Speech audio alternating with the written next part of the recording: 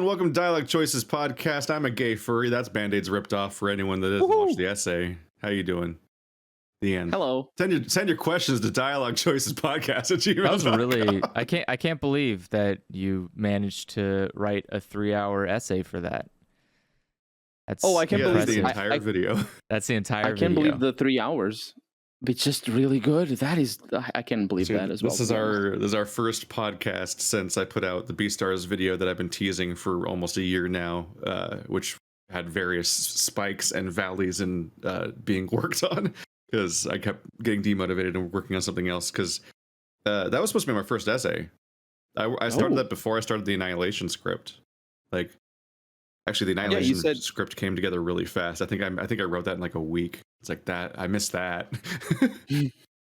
I missed. You said you had been working it for 10 months. Yeah, it was supposed to be last Pride Month. Like I did a little jokey like, here's my top 10 video game characters thing, and then it was supposed to be my Pride Month video. It was supposed to be Legoshi because I had this like little brain moment where I was just walking in circles for a while, just kind of obsessing over details that I'd kind of noticed, and like the clincher was like realizing the stuff about Gosha, and I'm like, okay, that's just so weirdly specific. I really got to talk about this. Like this stuff didn't come up in Jack Saint's video. Like this is I definitely have more to bring up than just like stuff that because I was definitely worried about just like I've seen videos on Annihilation and I've seen videos on Beastars. I have not seen any videos on Monster Hunter World, the Monster Hunter movie, but that's different. That's just tearing into something. So I didn't want it. So I always don't want to just like reiterate what other people are saying, obviously, intentionally or on accident. But that was when I had the realization. I'm like, okay, I got some stuff to bring up about this thing that I don't think has been brought up before, and we probably go deeper.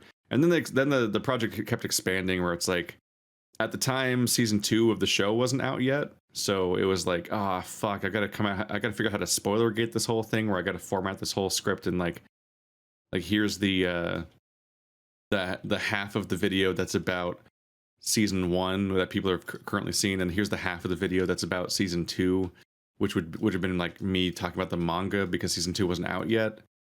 So, and then I was like, at some point I just made the that video recommending gay comics, and just that quick video was like my Pride Month video, and I moved on, and was like, okay, if I wait, I can at least just talk about all season 1 and 2 in one block, and then I have to deal with like a weird division, because like having to format everything as being before and after a spoiler gate sucks. And I still kind of did that to myself again, because now I have season 2 versus the second half of the manga, which is what happened anyway. But that led to stuff where it's like, I really want to talk about Jack, but I don't want to start talking about Jack before a spoiler gate and then continue talking about Jack after a spoiler gate. Like, that sucks. So I just saved 100% of the Jack stuff till after the spoiler gate, for better or worse. And like, there's kind of stuff like that throughout there. Ideally, you can just fucking say fuck it and talk about the whole thing and just go. But you're gonna have really angry people if you just spoil all the stuff that hasn't happened yet in the show without warning. And if you tell them you're going to spoil it, then they're just going to not watch the video. So you still have to do that. I saw some people commenting that they skipped the spoilers and they were still pretty happy with the... Yeah, because it's like the last hour of the video instead of... Because they can still watch the first 2. Mm-hmm. And as we know, the large portion of video essay audiences just like video essays as a genre, and that's what they're there for. So like you can just like talk about whatever the fuck, and like if it's just like a thing in a sphere they might care about, then they'll just go. So it's like a bunch of furries are definitely latching onto the video that have never watched Beastars, and it's just the algorithm just picked up that demographic, and it clearly knows who furries are, and it's just targeting them. I'm starting to think that we're all chipped. But it's like spooky. Like a bunch of artists that I know are all showing up in the comments. And I'm like, oh fuck, tiny world. This is weird. You say fun. Tiny, but at the time of recording, it's going up to 250,000 people. Yeah, but it's been a trip. I said 250,000 people. I meant to say views, but saying it people is different. It's technically not people, because multiple. I've watched like 12 times already, so it's also like not accurate to say that like 200,000 people have seen my coming out, because like that assumes that they watched the whole video, which they obviously don't. Especially the those saying, average view duration is like 27 minutes, which seems pretty good by YouTube video standards. Mm-hmm. That does seem pretty good. That's Yeah, about roping people in. Yeah. But if you turn the comments into a fucking word soup or a word cloud or whatever that averages the comments like an AI or something, then like basically it's like what is it? Did you do that? No, I don't have an AI. That'd be it. I'm just saying like if you AI combined all the comments into one like amalgam, it would be like two divergent branches of evolution. One of them would be everybody saying, "Isn't he bi? This is bi erasure." Yeah, so weird. Which is just people not. Well, it's not that weird. It's people not watching the video. Yeah. They just respond to the comment, and they either then watch the video and then don't change their comment, or they just literally just that's it. They respond to the title and then they leave, which is how like social media and modern headlines have trained people to react to anything's title. You just yell about what the title says and that's it. That's like how news works these days, for example. And so that's just the experience really.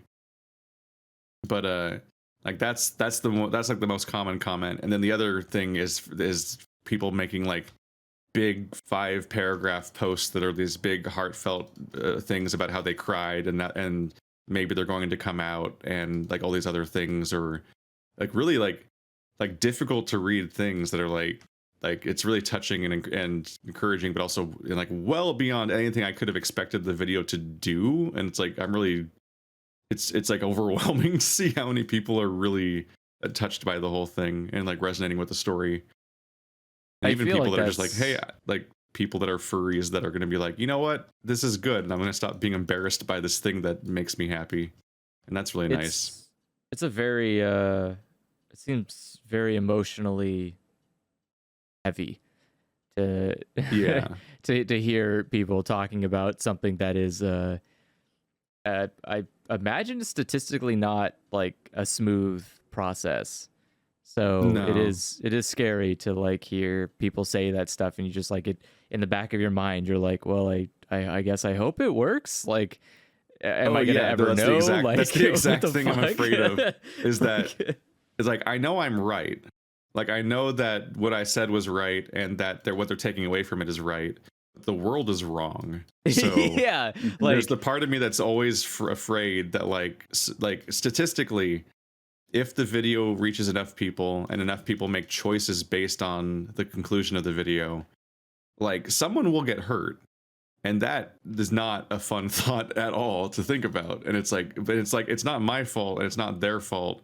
But like, if a video didn't exist, they might have not gotten hurt. And so it's not a fun thing to think about at all. I mean, I would think of the other way around as well. Like that is that's the real impact is like that's the thing.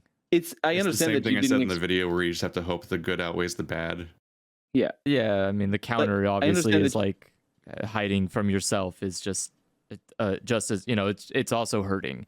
Like there's not a road here of like a path with no pain. Like you have to hurt, but how much you want to hurt and for how long is up to you.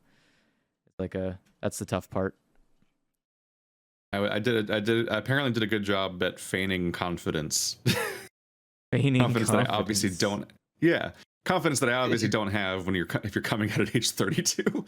But like I sold the conclusion or whatever. But like what really happened is I kept showing the final chapter to people behind the scenes to just like work up the courage to even discuss it in the first place with various people, and then also like I also just kept revising it to remove more and more of the weak language, basically, where I was like qualifying things or like being half committed and so on. And like I didn't have a persona when I wrote the conclusion originally, and I didn't think I would have one. And so like so it kept changing in a more confident direction, even though behind this I was just kind of a wreck the whole time when I was building up to actually like I'm actually gonna like there was like I remember like the day of like I'm actually recording this part, this is actually happening, now I'm actually editing it, all right, now I'm actually uploading it, I'm just continuing this process, I'm not stopping myself apparently.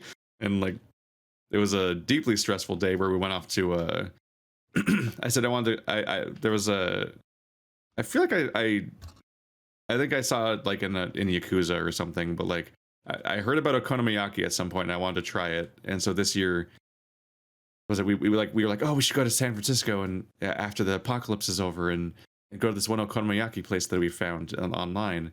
And we keep waiting for the fucking pandemic to end and it keeps not doing that. So like 3 years later, we're like, all right, we're just gonna go this year for my birthday.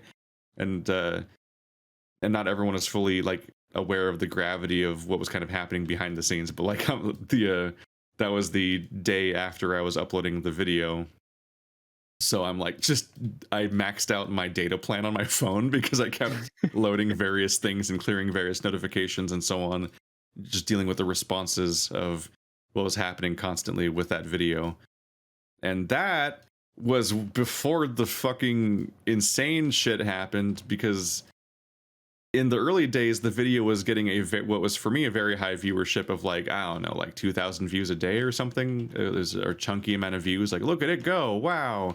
And I feel like at the end, a week in, I was like, oh, wow, 50,000 views. This one, like I had little posts here and there, like celebrating that milestone.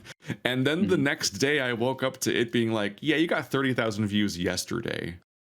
And then that happened again and again for like an entire week until it's at like 200. It's like by the time this podcast goes up, it might be at around 250,000. It is tapering off now, but like the fact that I was so overwhelmed at the beginning, and I'm reading all these like intense comments and so on, and then fucking then it's something like, yeah, you're gonna get as many views as you've gotten so far, but every day. It was like fucking insane, just hundreds of comments every day. And I don't know how anyone processes it. At some point, the people with large enough channels that say they read every comment are lying. It's impossible at some point, especially if you respond to anything. Yeah, so I'm trying so hard to respond to certain comments that are talking about certain things without like having a hallmark placeholder response, which like there's like an almost like vaguely, I guess there's a pessimistic and an optimistic, not pessimistic, but like there's a shittier way to phrase it and a better way to phrase it, where there is like a weird templateness eventually where you see so many versions of the story that you're like, everyone is kind of the same person, but there's also like a unity in that where you're like, this is just such a universal story that, like, I mean, not universal, but like it's everywhere. Like so many people have had versions of my story. There's so many people that are like, even like not only just like my backstory and my age and and going through my experiences and so on around the world, but also like even the really weirdly specific things of like, yeah, I've been lurking in the fandom for exactly as many years as you have, and I'm just now getting I either just got a persona like a month ago coincidentally, or I'm getting one now because of this video instead of just sitting around. Because one of the things I pointed out when Enro brought me onto Furry Facebook, which is a thing, is that like there's like the realization of like, wow, I've been like using this fandom as like an emotional crutch without actually having community. Like it's like parasocial community. You were watching a community but not engaging with that community. So getting a Facebook like a month beforehand was like progress towards that. And now a lot of the community is finding me, and that's an experience in its own way. But like we just spent yesterday with 6 hours with a bunch of furries in VR chat as the 200,000, I guess, subscribers, not subscribers, views on that video celebration, which started as a 100K celebration, but then that wasn't the number anymore.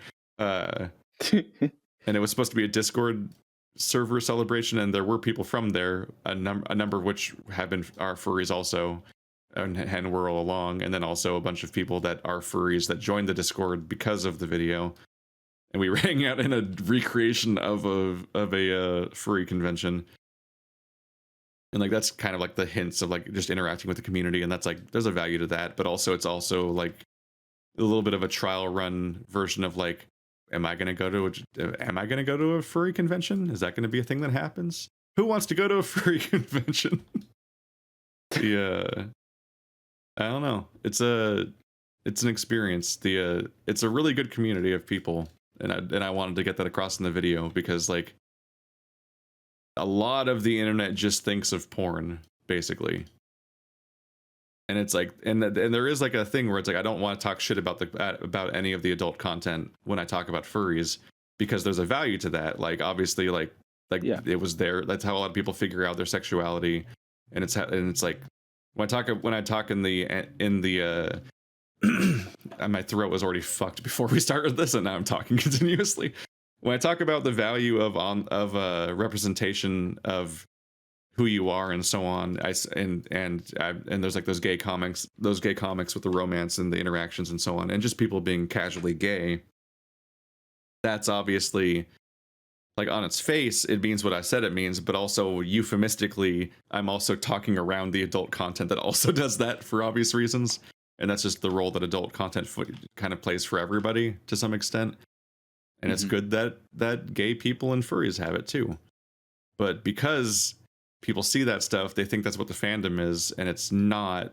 But it's also not part of the fandom because like it is a sex positive like thing, and so they're people are really loose and fast to go to that stuff. And I think part of that is the anonymity, where people just don't have to be like guarded and shamed about things because they can just go straight to like, yeah, let's just talk about this, fuck it, and so they do. But it's not like there's like I kind of like I've sort of like even gone down a path of rediscovering the fandom and to some extent by following a bunch of safe for work artists on my Twitter, the public one, and also making the new Fur Affinity account for Marrow that also goes down the rabbit hole of tracking down like those artists that are like that I can present to like an all ages audience and so on. And like, yeah, it's infinite. There's infinite artists that are completely safe for work and so on. And they're very, very good at what they do. The real secret here of why everyone thinks of adult content when they think of furries is because they're looking up adult content themselves on the internet and then they find furry stuff there. Like that's the Venn diagram of non-furries encountering furries, is that they hear about weird shit on the news that is designed to be sensationalist and make someone sound like a weirdo so that they can like make fun of them because that's how you get clicks and so on. Or they're just people who are looking up porn, and then also there's furry porn in the porn because it's all mixed up in there. And then they're like, that must be what furries are. And it's like, no, sir, you're looking up porn already. Yeah. I think there's a large intersection as well. Well, it's not intersection, is not the word, but like that happens as well to the LGBT community at large, and especially to trans people as well. There is I watched a recent video. A lot of queer people are experienced exclusively through the fetishization of like fictional, often like entirely fictional, like scenarios that don't even feature the people that they're talking about even. Mm-hmm. Yeah, and the thing is, obviously for the fur community, it's just a very specific face that even though it's not necessarily to be discarded, it's also like skewed. But like for trans people, it's like the whole thing about fetishization is not the same thing as acceptance, and oftentimes it was counter to that.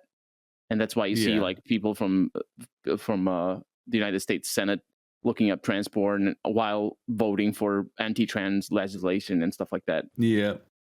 Although there's also a lot of insincerity in the Republican Party, where they don't. A lot of Republicans don't even.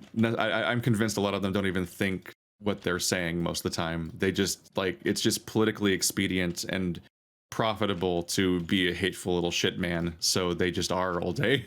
Like that's what they do all day. Like and they because like Mitch McConnell and all these little shitheads, like they know better a lot of the time, very obviously, than what like they it's really obvious that what they're saying is a lie, and not just because it's factually incorrect, but because they don't believe it about many of the things they talk about all day. But they are professional con men. Yeah. And so that's part. So like when they talk about the hypocrisy, I'm like, it's because they lie for a living. It's not even like, oh man, fetishization is counter to the thing. It's like it's also because like they just actively, they're not sincere people. But also like the problem with the hypocrisy, there's two sides of the coin. Criticizing a politician for being a hypocrite. For one, it's a vacuous argument because sure, it's hypocrisy. Are we going to talk about the Jon Stewart video? Oh, I'm not Did sure. you watch that?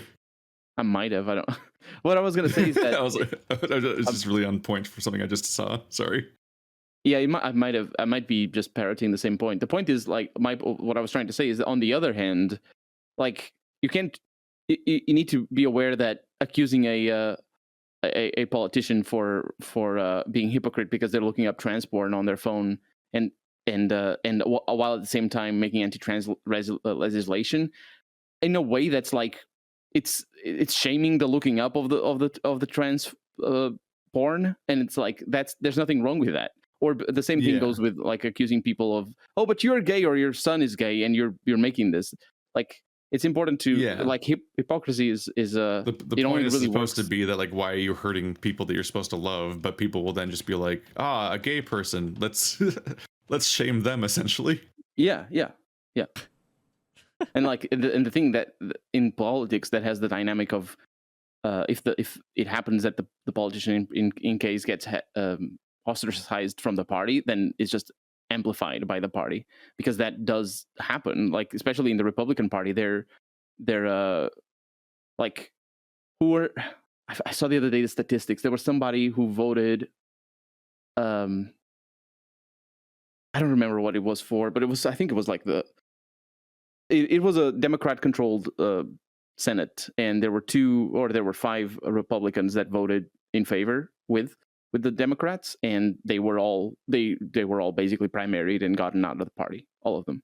And it was something like, I think it had to do with climate change. I'm sorry that I can't come up with or remember what it was, but I think it was something to do with climate change. I might have seen it related to that, but they will use that. If you accuse a politician, if you accuse a Republican politician of being hypocrite because they're actually gay or closeted gay, they will use that in their sort of like, what's the word for propaganda, or like they have a name for it.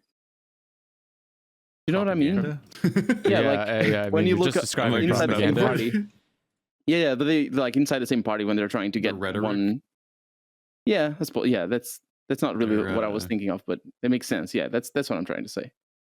And so basically, you're just like feeding fuel to the fire that is inevitably going to show up, especially if it does happen that people vote the other way for whatever reason.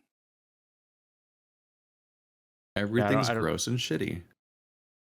Yeah, I don't know. A lot of it is very. I'm thinking of all the people that like I've met that like fell for caring about what Ben Shapiro thinks because he just had such good zingers that he must be smart and right about things. And it's like in the discussion of overturning Roe v. Wade, he's like and then also overturn gay marriage. And it's like, all right, well, I don't know how anyone was ever convinced he wasn't just an out and out bigot, but that fucking just goes straight to it. People will convince themselves of anything, really. Like they can twist their mind. That's why I kept saying, like, if you think this fight's over, you haven't been paying attention. Yeah. People bizarrely are like, oh yeah, gay marriage is legal, black president, everything's solved now. And it's like, I don't think you understand what they're trying to do all day. And the thing is, like, the argument, especially since you mentioned Ben Shapiro, the argument that it's the progressive side of the government or whatever that means that has been attacking the other side all these years because of things like gay marriage and abortion rights and stuff like that. That like the argument that there was a progressive side. Yeah, for one, there's that, but on the other side, human rights aren't attacking anything. You can't attack people for giving rights to, like, it's just on the face of it. You're not attacking anybody before claiming your own rights.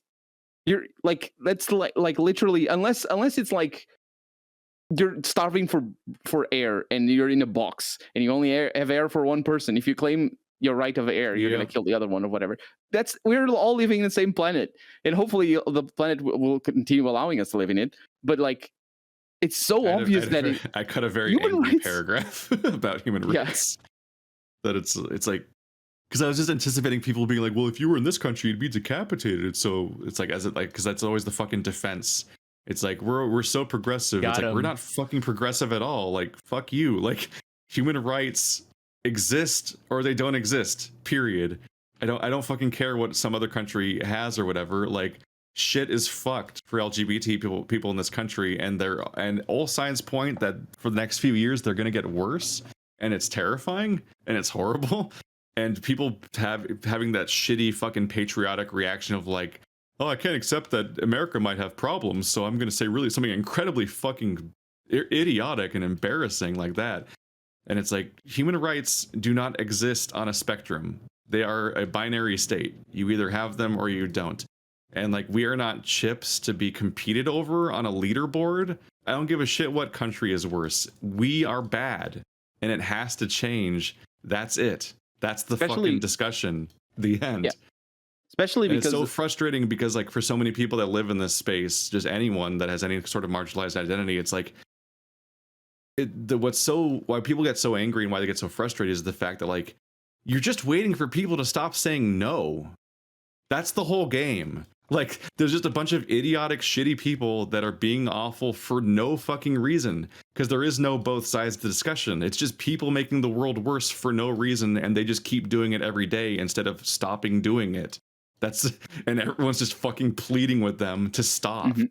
And so they have like this, and it's not no reason. The reason is white supremacy and various flavors thereof.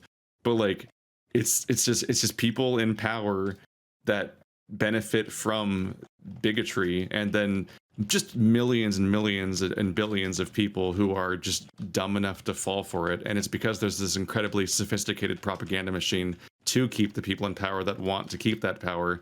And everyone else just convinces themselves that it's good for them, even though it's hurting them. Like, there's no upside for them either to be a bigot. And it just makes their life worse. And like, right now, I have some furry friends that are visiting Tennessee. They're in Tennessee right now, visiting family, and they're experiencing what it's like to be just neck deep in the propaganda machine, where everyone around you is just kind of terrifying and just drinking from the Fox News teat all day and just repeating the most worrying shit all day, all the time. And yeah, it's really bad. This country's really fucked. Jesus Christ. I'm only getting the portions that they choose to share on Discord, and it's really bad. What the fuck, guys? And let's not forget, it's not just about being surrounded by people who are bigots and who are fed this, propaganda, but at the same time, it's the people who are supposed to love you. That's double the problem. It's double the effect. It's the kind of thing that keeps you in the closet for a very long time, because you don't trust everyone around you to react properly. And you don't know what to do, and then you can't take it back if you say it. Like, that's it. You don't know who will tell who, and so on. There's nothing more dangerous than being the only person that knows something, because you're like, oh, what a juicy little piece of gossip. Oh, I just got to tell one person. It's like, oh, that's a way to ruin someone's life, but okay. You always have to share. I just unplugged my... Fuck, give me a second. You can't hear us. I'm back. Let's post all the furry memes. Oh, he's back. I have a little bit of slack on my headphone cable that hangs off the edge of my desk, and then sometimes I change position in my chair. And because you sit like a gremlin. Nab it. Just rip it right out. I'm like, fuck. Kiki does a lot too when we're doing Let's Plays. She like decides, I want attention now, and then she like reaches her paws up and just perfectly swipes out the Y connector that plugs in both of our headphones. You're like, okay, do you know you're doing that? Probably. Yeah. There's never been anything dumber than people being like, why are SJWs angry? It's like, because the thing I just said, where people like debate your identity and existence all around you, and you have to just grow up with these like states of like, oh yeah, you just millions of people voted against your rights this week, and they're gonna do it again in Missouri next week, and it's like just rotates around the country all day, and sometimes it's you specifically where you are, and then you get to live with the idea of like, oh yeah, just I don't know, like just a literal majority of people in any given room that I'm in are against me. and I get to just know that statistically because vote happened. Like if you look at Prop 8's vote, it was not a low participation vote from what I remember checking, and that was millions of people. That was distressing. Yeah. Yeah, but I think that ties in. That's like what I was going to say. Is that mentality, though. We're not telling people no, and we only reinforce it literally every day that they're correct, as we like continue to let them just all unify and agree it's a bad thing. I don't know. I think the legislation has a lot of power, though. Do you think? I mean, clearly, because we can just reverse it and take away human rights. The very, very powerful legislation. In shape, like from what I saw, the like 70% of the U.S. population defends Roe v. Wade or wants Roe v. Wade to be maintained. And but that doesn't matter. It doesn't matter when legislation isn't I'm convinced relative that almost to... all of America's systems are somehow perfectly designed to just kneecap the idea of making any kind of social progress. Oh yeah. Well, of course it is, because it's so good at backsliding. Like how often does any kind of legislation actually happen that pushes forward people's rights in a serious way? And how often is it just, oh, the fucking Supreme Court just changed the country overnight? Because it's always the latter. And we don't have the Supreme Court anymore, so I guess we can just look forward to just fucking ourselves for the next 20 years, basically. Yeah, I mean, like we didn't get that's the problem. Is like it's both gay marriage and we even say it. We say Roe v. Wade. We say it by the name of the court case. It's like popular vote and the political system and politicians, none of those actually lead to the big changes we need. It's just 9 people in a room that just fucking do it one day. That's terrifying, because then they can just undo it, and that's threatening to happen right now. This country is so fucked in how it's made. It's distressing. What I was going to say is that after the legalization, or actually I'm not sure how the terms go, but like when marriage equality was passed in the United States, I get the impression that marked a turning point in public perception of marriage equality. And I think because what happens is things become legal, and then it's just normal, and then people just live with it being normal, and they see that nothing fucking happened. But then they don't take the next step that they should be taking, which is realizing that the people in the stupid glowing box have been lying to them every single fucking day about the apocalypse that's going to happen if this thing happens, and then not watching them anymore. They just keep fucking watching them, and then they just move to the next lie. Well, they'll get it right this time. Now trans people is the thing we have to be afraid of, because of the bathrooms, oh no.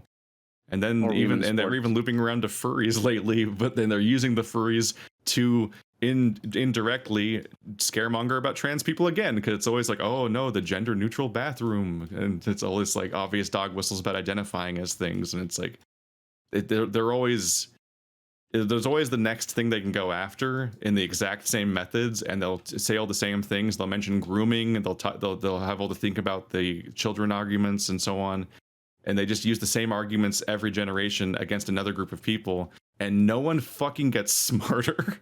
It's insane. Well, the thing is, and then as we see with the Ben Shapiro shit, the moment they make any progress, they just want to go back to the last thing that they lost on and go win that one too. Like they absolutely want to go all the way back to everyone losing everything. Like everyone can go fuck themselves. All social progress they want to backslide through like a bunch of fascists. On the one hand, they don't even hide it. There's on the one hand, there's the fact that the culture wars, as they're sometimes known, are a huge. They're basically the only thing the Republican Party has in store for them, or not in store, but like that has going for them. Because if they can't fearmonger about their entire political platform is or inventing things to be afraid of. Yeah, because they can't say no. We're actually going to raise your taxes and give the money to the rich. We're not going to look after your roads. We're not going to give you healthcare, and you're going to have to. It's all distraction methods where instead of improving society in any way, they don't put forward an alternative to anything that the Democrats say that they want to do. Like they're like, oh, here's the ways we want to improve society. It's literally just here's the reasons why anything that the other side wants to do is evil. and then they just fearmonger that, and they just talk about tearing down all the things that the other party does. And it's also why, like, simple things like, do you like the Joker or the Last Jedi or something, like just weird culture shit becomes a political split thing, because that's what they hunt for. They have to be angry all the time at everything. So they get angry at art. They get angry about people's identities. They get angry about fursuits and pronouns and anything else they can get angry at, because what they do is they just take the shotgun approach where they shoot everything at once, and anything that sticks, anything that gets them some views, anything that gets them like more people showing up at their rallies and so on, that's the thing they're going to hammer home at. And then they're just going to go further and further, and just they keep perfecting the thought germ of how they can like make that specific argument stick and whatever works there. And like that's just that's who they are. Like, it's down to like the basic like predisposition difference between leftists and people on the right is that like they're, one of them is inherently curious and one of them is inherently cautious, and it's taken to its extreme of like, it's just, you got to make them afraid all the time, and that's just what they do. It's dark. But make no mistake, the Democrats feed off of that rhetoric as well. Like, it's so, like, that's why Nancy Pelosi is like, we need a strong Republican Party, because the moment the Republican Party stops being able to scaremonger about trans people and black people and immigrants, the moment the Democrats can't win elections based off of, we're not the Republicans, because they don't want to end all the rights that they already achieved, or because the Democrats don't want to do anything. They don't want to do anything. Win by being the alternative to the Republicans. Yeah, but which is really bad, because you have one party that like radically wants to go right and dismantle things as fast as possible, and another party that whenever they get power, just want to fucking sit on it and just hang out like a dragon and do nothing, basically. Like, the fact that anyone said that Joe Biden was had like the most left platform ever, like, I don't know, maybe it was maybe his platform was, but platforms don't do anything. Literally didn't. Like, he was an embarrassing, weird cop apologist garbage man that created half the problems we're dealing with today, and is basically a Republican. But you know, I've been told that people in other countries are taught growing up that America has two parties that are on the right, and I don't know how to check that, but it really feels true that I absolutely believe that that's what people are being taught, because it's just the truth. It's just center right and far right. It's terrifying. It's just Democrats are just Republicans who didn't want to be fascists, and that's what we got left with. They're like, what if Republicans were Snorlax and did nothing? It's not even that. It's they do stuff. They don't do anything for Democrats because they're not fucking Democrats. Like, that's the problem. They're doing stuff all the fucking time. They're just not doing stuff for the fucking core demographic, because that's not who their audience is. Their audience are more right-leaning conservatives. That's their fucking demographic. It's very obvious. Every fucking day, every vote, your president is a currently very obvious right-leaning conservative. Like, it's not a disguise. He didn't like throw a smokescreen down and trick you. He has literally voted that way for his entire fucking life. Like, Jesus Christ, guys, it's not difficult. Just move the party over and then ban the other part that's too far. You can just remove. His entire claim to fame was basically being the safe, right-leaning, like, freaking, like, don't worry, everybody, the society's not being dismantled when we have a black vice president. Like, that was his role, was just to be like, don't worry, there's an old white man in power still. He's keeping an eye on that Obama. While Obama was basically who he was, and it's like, while Obama was not, that's not who I want to be president, but here he is. And this is while Obama was basically not doing what he promised to do, and just basically because he also wasn't a good president. Yeah, he wasn't a good president because he's not a fucking Democrat. Just God damn it, guys! He was the social progress equivalent of like more women drone pilots. It's like, oh God, no. Yeah. I don't care anymore. Nobody wants to accept the reality. They just want to win the fight. Like, people just want to feel as if they've won the competition, that they have saved the day, they have voted the correct way. But like, nobody wants to take a moment and sit and go, oh no, I'm the bad guy. I'm actually making the problem worse every fucking day. Like, every time, every single moment you live, you are just more problematic for the country than you are a solution, because all you do is focus up and then down when you need to be focusing down and then up. You can't you keep putting people from the bottom into positions of power that make things worse for people down below. And like, you don't think that there's just all these people. Like, you look at all of the senators and they don't just fucking appear. They don't just like get born in the Senate office and just become senators. They come from the bottom and climb their greasy way up, and all the while no one does anything to stop them. They just keep going. Every time you think something sucks in your society, it's probably because you didn't think about it and then voted for a shitty option. Your sheriff is voted for, and your sheriff determines things like legalization rights in your city, how difficult they're going to be on crime and homelessness, and like, there's just every little facet of your society is contingent on you having the knowledge and understanding of how it works and keeping it in check, because you are the check and balance. There is no check and balance system. Like, the courts aren't keeping a check on politicians. That's not how that works. You keep the check, and you are the balancing when the ballot comes around, and you say, actually, all you did last fucking term was sit there and shit on my dog. I don't really like that. I want someone who's not going to shit on my dog for an entire term. Can I vote for the other guy who promises to not only not shit on my dog, but also give me the right to kick ass of anybody who shits on my dog? Sounds pretty cool. And like, then you vote for that guy, and then none of that happens, but he does shit on your dog less.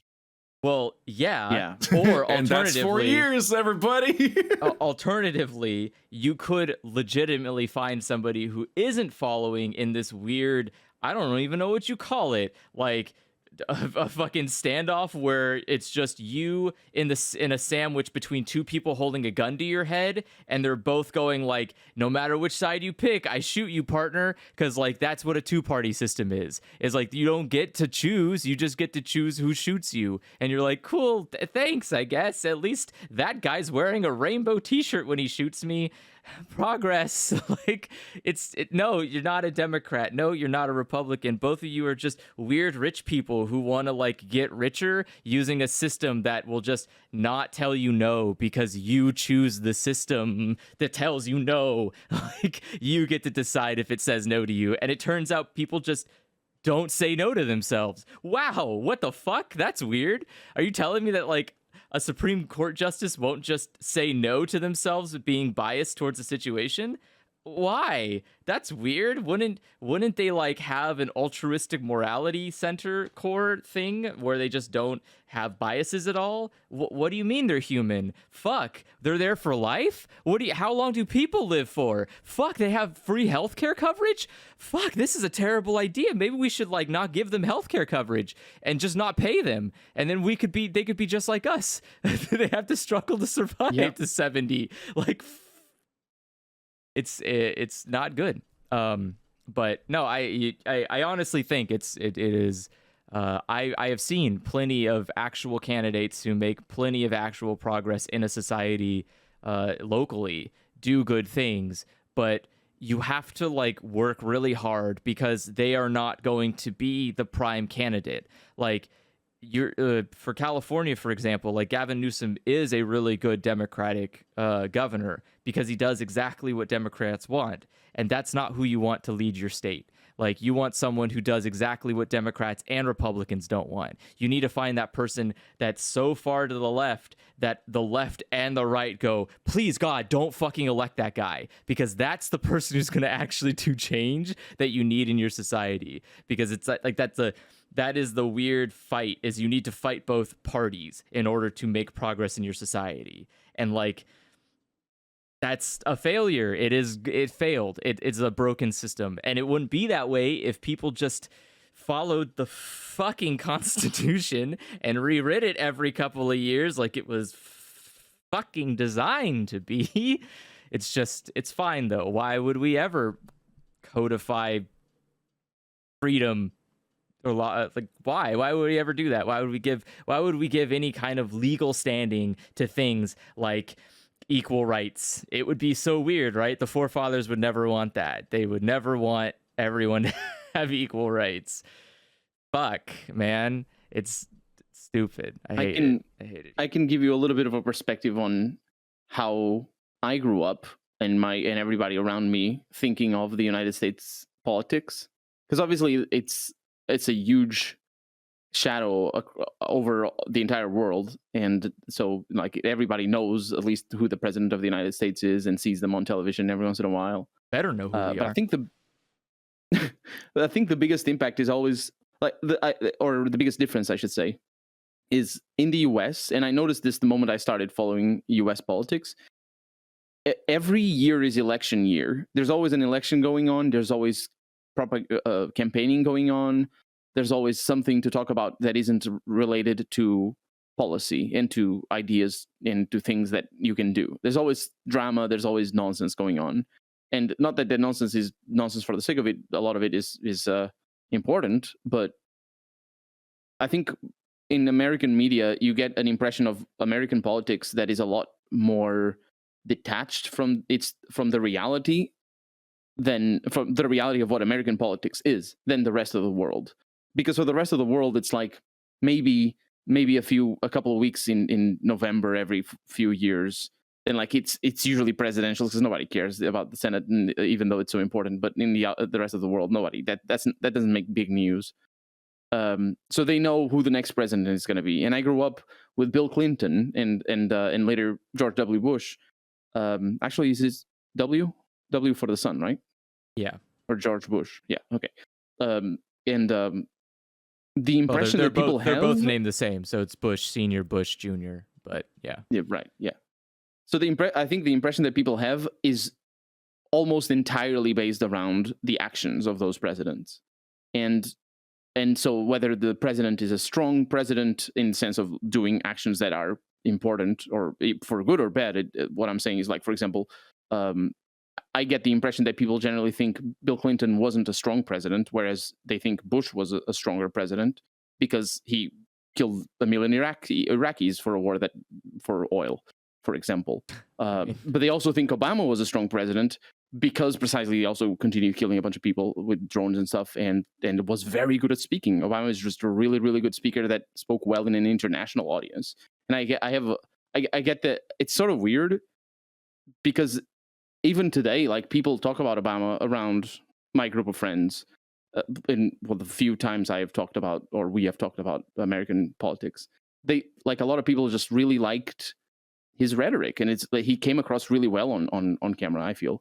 Whereas if you compare him to what Trump was, it's just like so drastic that people don't even like. It's not even talking about the same thing. It's just what the hell is going on. But the actions are what counts. And I think more so for the people actually affected by the actions, be it things related to war or to exporting stuff or whatever trade war is going on and all that. Obviously, people who are getting bombed by America or by American allies are going to have a much different view of this than I have. I'm just saying that, yeah, I think when you say that people outside of America think that America has two right-wing parties, which, yeah, you're not wrong. You're right in saying that it does have two right-wing parties, but people don't even think about it like in those terms.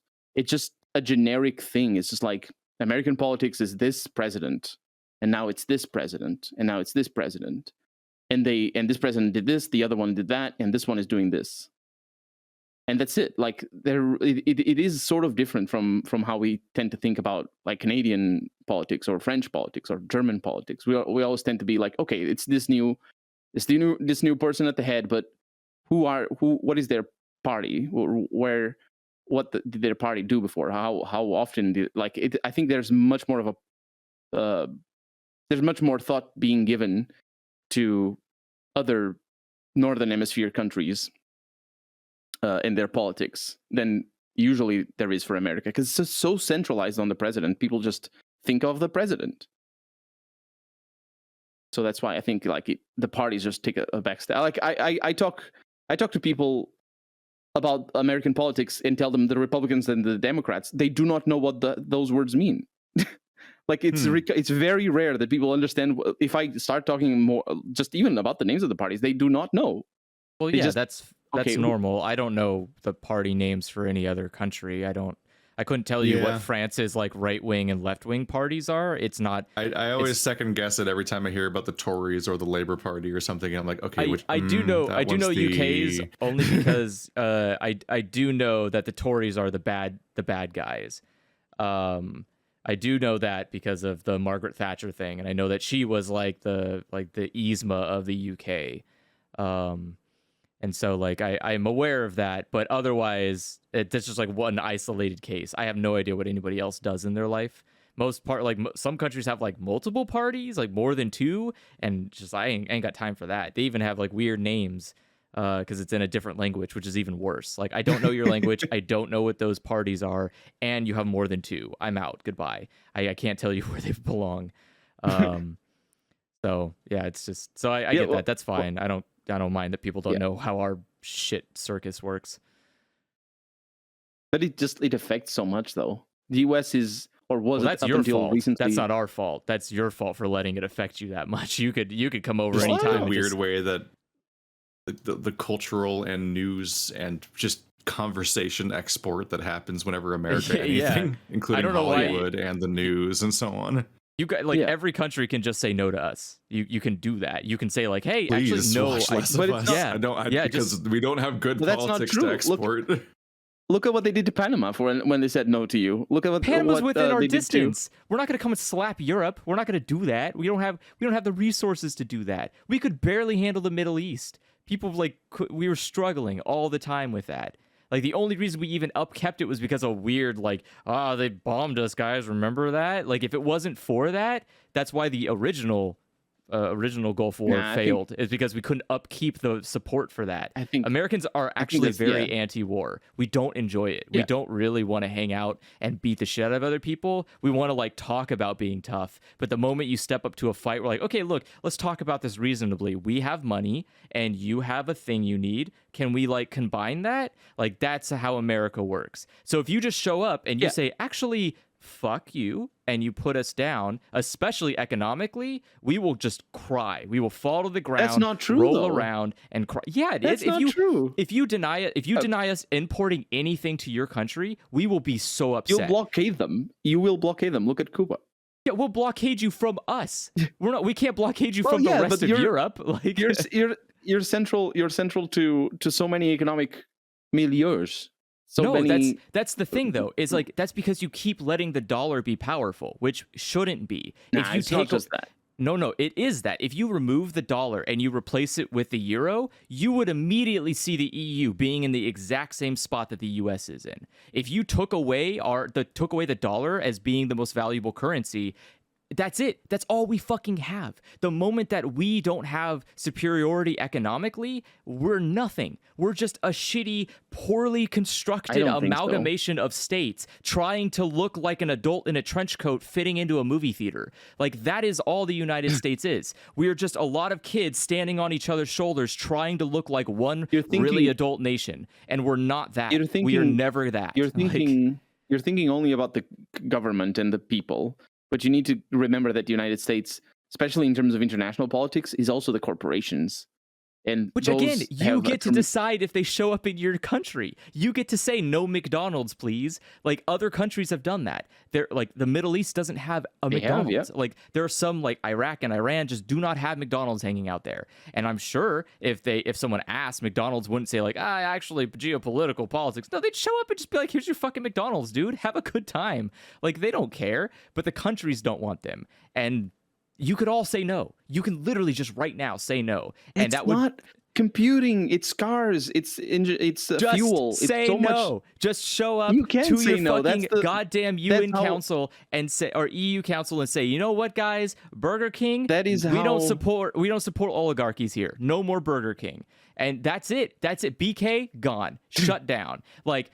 We made it from video essay to colonialism. But that's the thing. I definitely lost the thread. It's just the point is that a lot of issues happen because a lot of issues can continue happening because there is a strength. There is a view of both moral and objective superiority. The United States has this very big false impression about itself, and that weird impression somehow is exported internationally, Probably because of all of our media, probably because everyone just has this weird fear that we're going to do something that we definitely cannot do.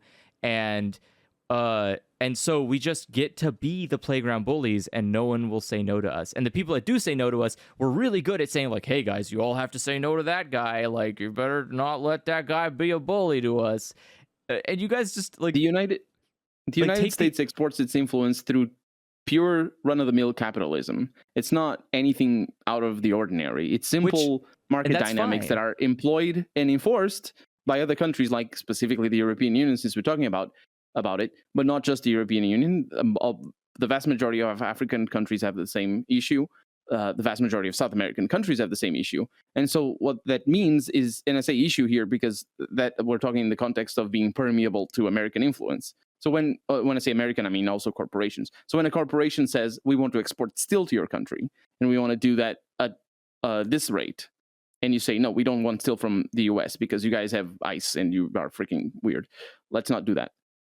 Then unless you close the market, unless you go against the normal neoliberal policies of just following capitalism, unless you do that, you can't stop your country from being influenced by those corporations or even by just the United States government.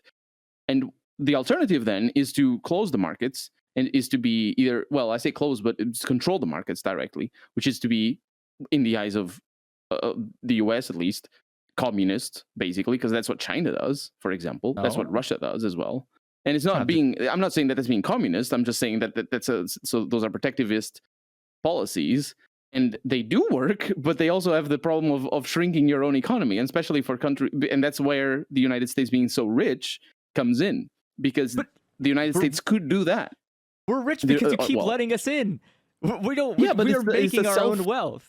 Like, it's a self-fulfilling prophecy because of the worldwide capitalism dynamics. But it's not. But that's it's not that's weird. What I'm saying. It's just, that's what I'm saying. Is like, that is a lie that we have convinced you into believing, and so you just keep walking in step and following it. It absolutely is. Guess what? McDonald's isn't special. You can go, I'm saying you as in literally any country in this entire shitty, stupid ball planet can go and make a fucking hamburger better than McDonald's. They don't make good hamburgers. And guess what? People that have a McDonald's, you can just take the McDonald's branding off, and people will come and eat your stupid fucking hamburger. They don't care that it's McDonald's. Yes, they will. Yes, they will. No, because the reason people eat McDonald's is because they see it in movies. They see it in American, which all sound like things you can just stop importing. If you just stop letting Hollywood show up. Why not? Why wouldn't you? That's the thing. Because I don't understand. We're not making anything good here. That's the problem I'm having. We're not making some kind of like we're not making Da Vinci art pieces every fucking day. There has not been a single movie that we've exported to another country that's been what I would consider something to go in the annals of history worth it. There's no like masterpieces here. These are just fucking garbage bins that you keep letting us dump onto your streets, and you just like cheer for it. Though. There's two reasons. First off, it's censorship, right? It's if you're gonna say you can't watch this movie, then it's just plain censorship. I didn't say you had to censor it. You just don't have to. Yeah, you don't have to. You could say like, go and download it or whatever. I'm not going to arrest you. Yeah, that's fine. But people will. But people will individually. But the thing is, even the reason, I think the biggest reason is because they will, because it's profitable. A lot of especially with especially with American culture, it's very profitable to sell American stuff. Like if you sell things from Disney, or if you sell things from Star Wars or whatever, like it's profitable, and that's part of the reason why American culture is so widespread, is because it just simply follows market dynamics. People will pay for a Disney toy or for a Star Wars movie, and so people sell those, and it's not any nefarious sort of mastermind thing coming from the US. It's just ultimately the economic system that the US has at home and exports overseas.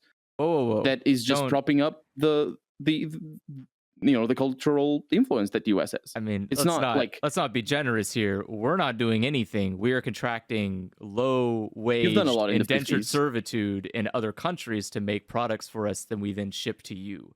We don't do anything. Yes. We subjugate other people, treat them badly, and abuse human rights to give you those nice Disney products that you love to buy. So, like, again, why do you let that happen? Like, why would you allow that to continue when you know that's the source? Like, it's not because like you're importing. The systems tie the profitability of things to, or rather the other way around. They tie the spread of things to their profitability. So something is going to be widespread because it's profitable. And like I'm saying this in as obtuse a way as possible because it's so obvious that I'm saying more people will know something if that something is has more people looking for it, because that's ultimately what I'm trying to say here. When basically capitalism promotes the awareness of things that are more sold, that are more, and it's a vicious cycle. Things that are more sold then get more investment, and so they have more marketing behind them, and so they will be more known, and so there will have more people looking for them, and so more. It's a vicious cycle, and that's why you see the bloating of cinema, for example, and games, and like things unify, and ultimately it has to do with other market dynamics that also end up with in sort of like monopolies and stuff like that, but in culture in specific, it's just like that's why Disney has everything. That's why every movie out there is Disney now, and it's just because it's profitable. That's because so we don't have a very strong anti-monopoly system in place because we have a poor political. It's not just a problem with the United States, though. It very much Disney is bigger than the United States now, and has been for a while. Yeah, because we let that happen, and because no one said no. We opened the gates to allow international business. Well, I'm not saying you as an individual.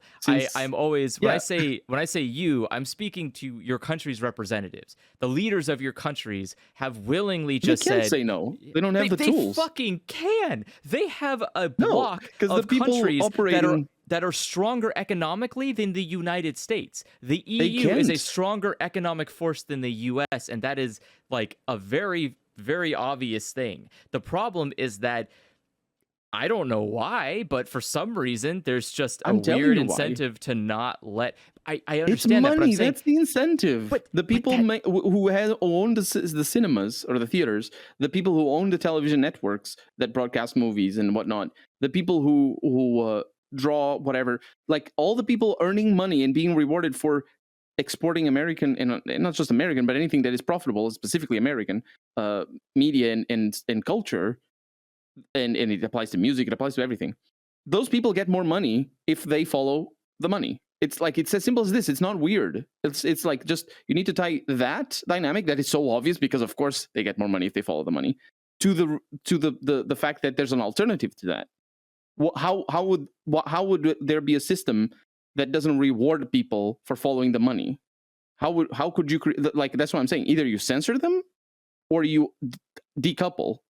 Yeah, you say you don't need to sell things, cultural things, to earn a living or to get more money. You're not going to be rewarded for this. Yeah, you should decouple them. You should. You should. Your country. Now we're talking about actual communism instead of the made-up one that I said before. Your country should be self-sustainable. Like, it should be. And if it's not self-sustainable, then you work in tandem with other countries nearby to help support that, which is the UN philosophy here, or the EU philosophy, is the idea that together you can all bring yourselves up, right? You can all help share in all of your profitability and spread it amongst. Well, the idea here is that countries in the EU are presumably going to have an uplifted sense of economic wealth, because other countries are helping get them to the level that they need to be producing the amount of economic wealth that they should be to be part of the EU. So everyone should be generating at least a good amount of GDP here, and no one should be like a welfare state. And if they are, it's because they just need to catch up to you. Like, that would presumably be the goal, as far as I've been informed, that is the goal here, is that every state or every country in the EU is working towards being like a sustainable country and contributing back into it. That's the stated goal. Yeah. But that's not the reason why that's not why the reason countries are accepted or maintained in the EU. Especially in regards to the original ECC. or EEC, whatever but no, it's international politics, because it's a lot easier for a coalition of countries to form, to make themselves, to have good trading policies and also good working policies that allow the sharing of people working in different places in a manner that allows the countries to not like exploit each other as much as they exploit everybody else.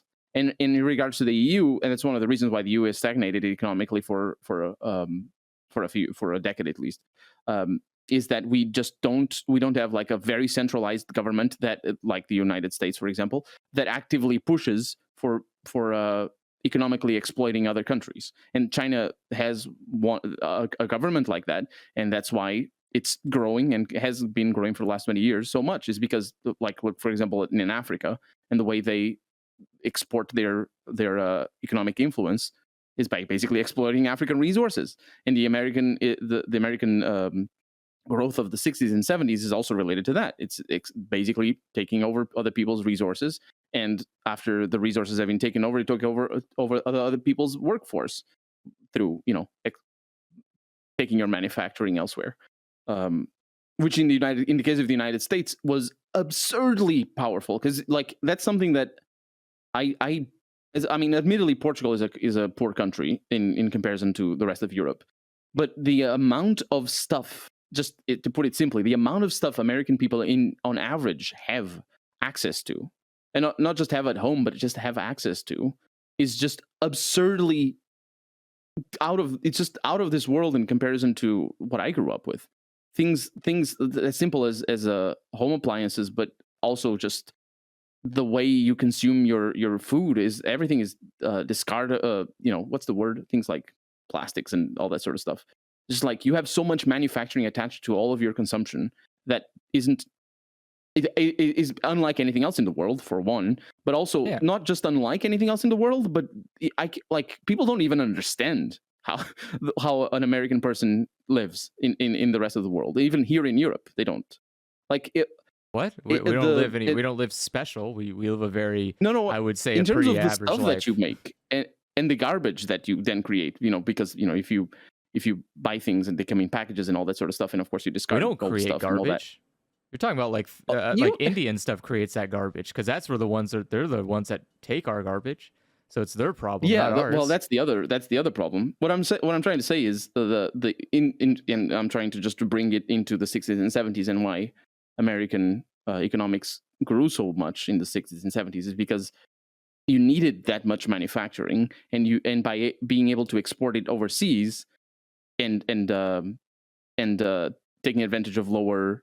I'm saying 60s and 70s, but that's too early. But because there's so much manufacturing going on into the United States, you just get so much more profitable because doing it overseas is cheaper.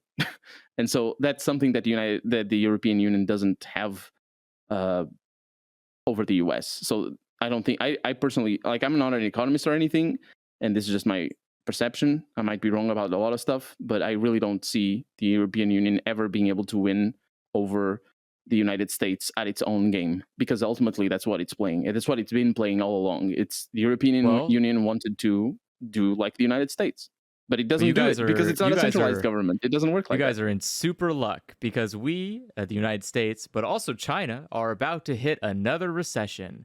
And, that's the best time. I'm not sure about that. You may not be sure about that, but as an American, I can fucking tell you, we are basically, the water is up to our knees in recession. The only people who aren't saying we're in a recession are people who just do not want another recession. Oh God, please, not another one. Third once in a lifetime recession, don't sign me up for that. But we are definitely in another recession. Our dollar is... our dollar is falling fast. The prices of everything has gone up dramatically. The wages have stagnated so bad that it's becoming almost inhospitable to live. Like, it is bad. We're getting to like almost a depression. And we have to, not to be rude, but we kind of have to stop doing business with everyone else. It's actually just not working out for us. We need to pull things kind of back inward. It turns out that exporting all of your goods, all of your business, all of your manufacturing to other countries incurs this kind of, how I say, middleman cost. that ends up becoming quite expensive to actually maintain when your internal economy wavers. So as people in the US start going, actually, I can't afford to buy fucking anything. How about I stop that? And businesses go, whoa, chotomate, I exist on this entire premise that like people are just throwing money like they can't hold on to it anymore. If you stop doing that, aka like how the pandemic hit us, we'll just collapse. We can't maintain that. Our growth is dependent on you idiots spending more money than you have. If you don't inflate the debt, if you don't put yourselves into economic poverty, basically, we can't maintain this like upside down pyramid. It just won't stand up.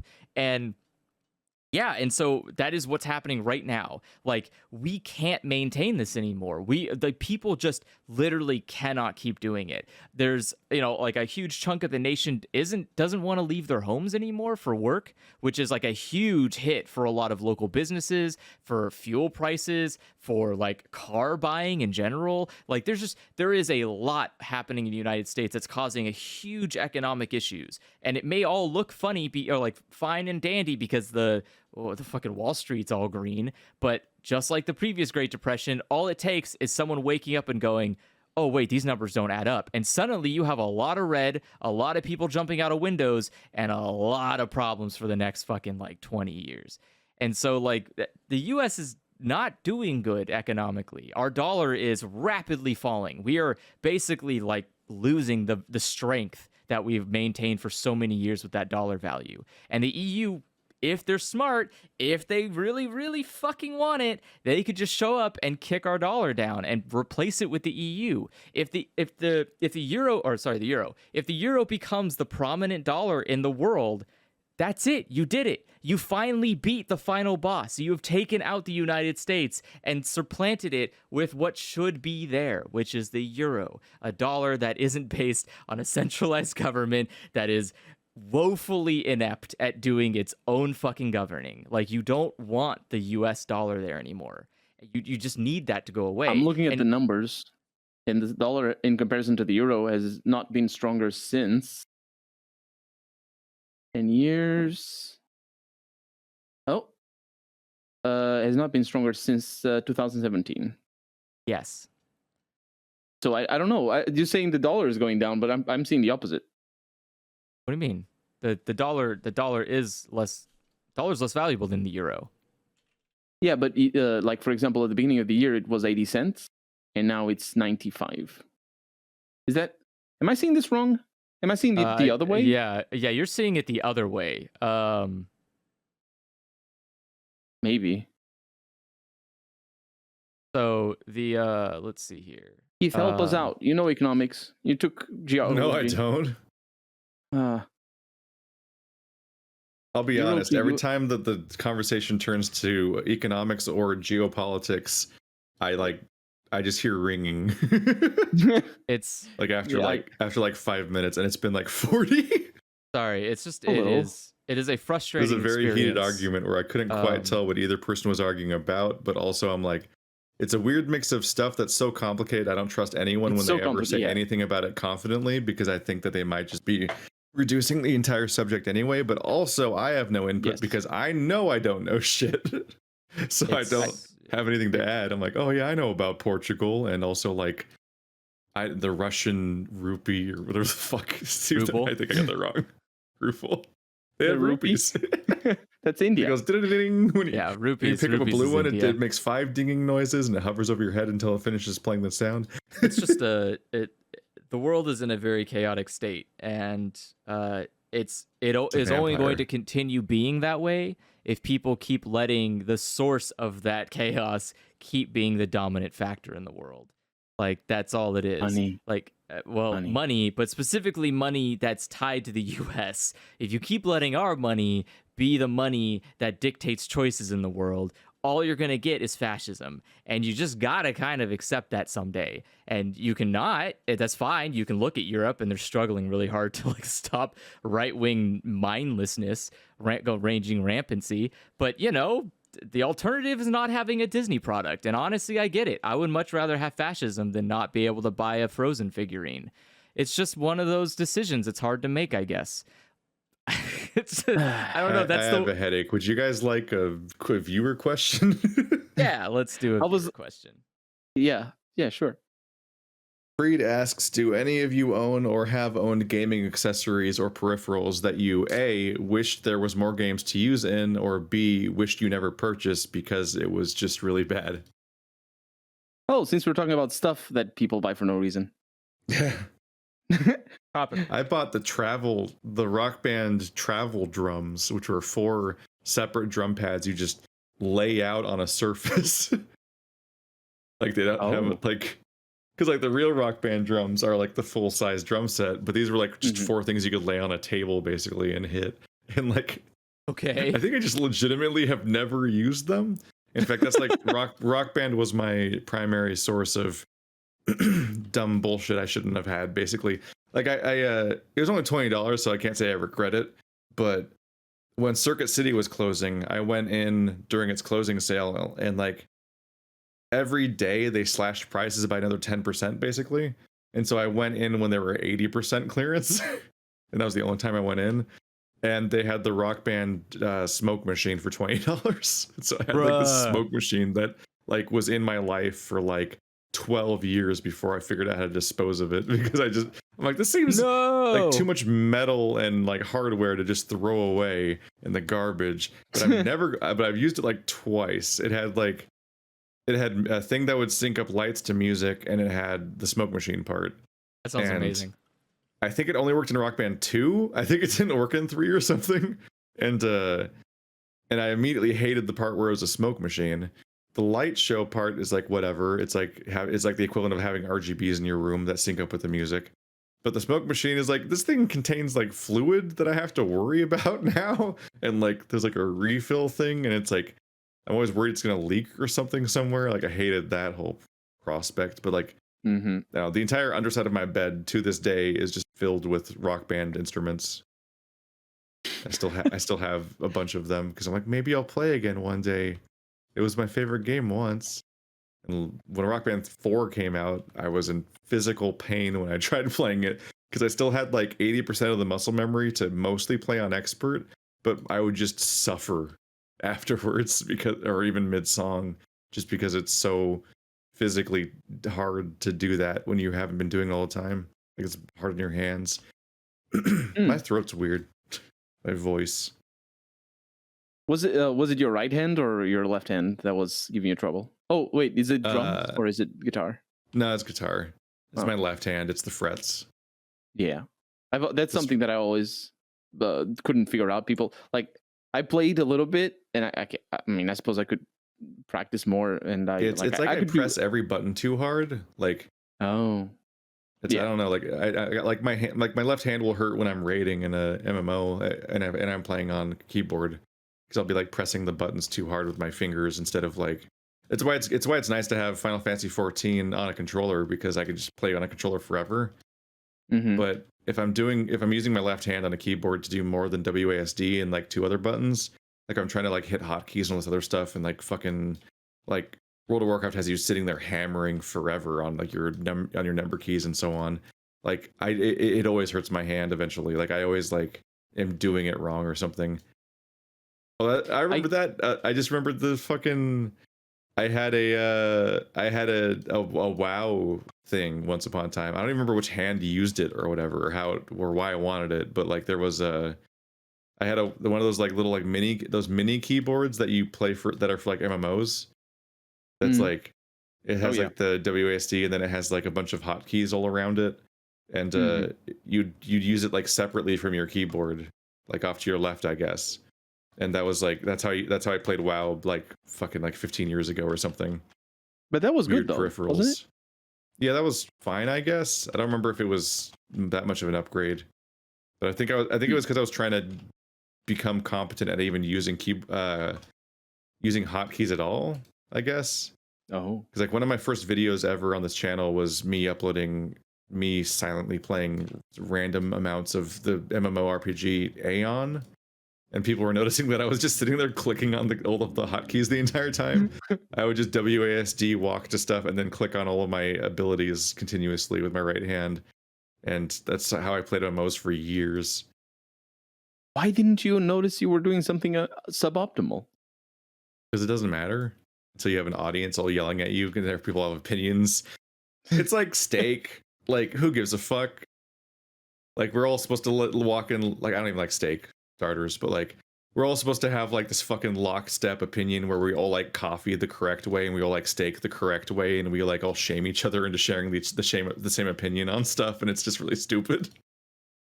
I like, don't share in this. People export their opinions about art and food until everyone's like in the wrong and living the wrong life if they don't experience those things exactly the same as everybody else. This is really weird. I know it extends to like politicians and like, he ate the pizza with a fork and he put ketchup on something or whatever. Yeah. Fuck you. Let people eat food. I don't even care when it's like, we're dunking on Trump for it. It's like, no, fuck you. Let people eat food. I don't give a shit. This is what a stupid thing to judge people for. Yeah. I know all of this thing. I know of this thing about having the correct steak preference, medium rare, something or other.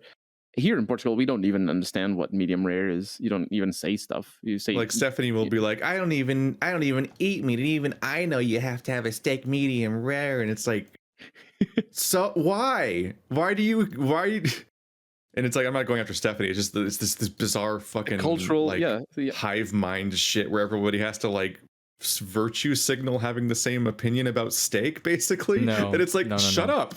It doesn't matter. You should always cook your food. Don't literally leave your matters food. to no one. Do not have your food any amount of raw. That's a really fucking weird, stupid primate mind brain to have. Especially if it's you big, want your stuff but if cooked. It's cow, it's less. Cook your fucking it's so food. Performative, Stop and I hate having it. Rare anything. Cook your food. That's why we have a fucking fireplace. That's why we have gas stoves. Cook your food. I like well done meat, but if it's rare and it's I like really well done beef because it's in a burger. Well, good point. Like if it's rare, I don't even know if well done's the correct term for how well done is cooked. Yeah, I mean it depends. You can have a burger that's not fully cooked. So, yeah. Don't do it. Don't have a burger that is not fully cooked. It's gonna taste bad. Don't do it. Yes. Yeah, that's the whole thing. That's the whole point. That's why you cook your food. I think people were going after me for my burger opinions recently because I said that I want as little meat as possible in a burger. That is kind of. I agree with this. I'm always disappointed whenever a burger is like, surprise, there's 2 patties, and I'm like, I'm gonna take one of these out. No, that's bad. I didn't want a second patty. I want one burger patty, and it doesn't need to be that big. And I want like the lettuce and the tomato and probably bacon and like.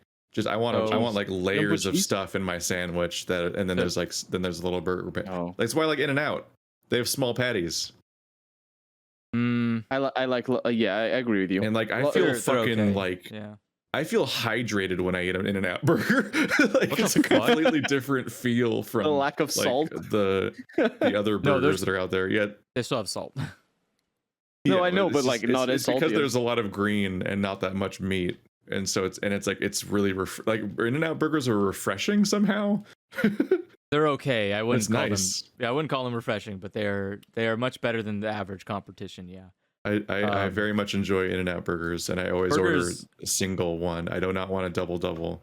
The important thing about burgers is you cannot put wet condiments on it. So tomatoes can't be on there. Yeah. Fresh wet tomatoes lettuce are great. Can't be on there. No, tomatoes you can be, but it can't. That's fine. It can be any tomato. So guess what? Nothing but they stopping can't be overly you. ripe. Nothing is stopping you. And I'll take grilled onions or I'll take regular onions, but I want onions on my grilled onions are fine burger. Because they're not fucking wet. What you can do if you want a stupid fucking tomato is that you can take it and bite into it as you're biting into a burger, but don't put it on the fucking burger because you don't want wet on your stupid fucking burger. That's it can't be overly ripe. I mean, first of all, there's a sauce that's going to be wet no matter what. Yeah. Like the fucking the mystery sauce that's like it's not going to squish. It's Thousand Island dressing. It's good.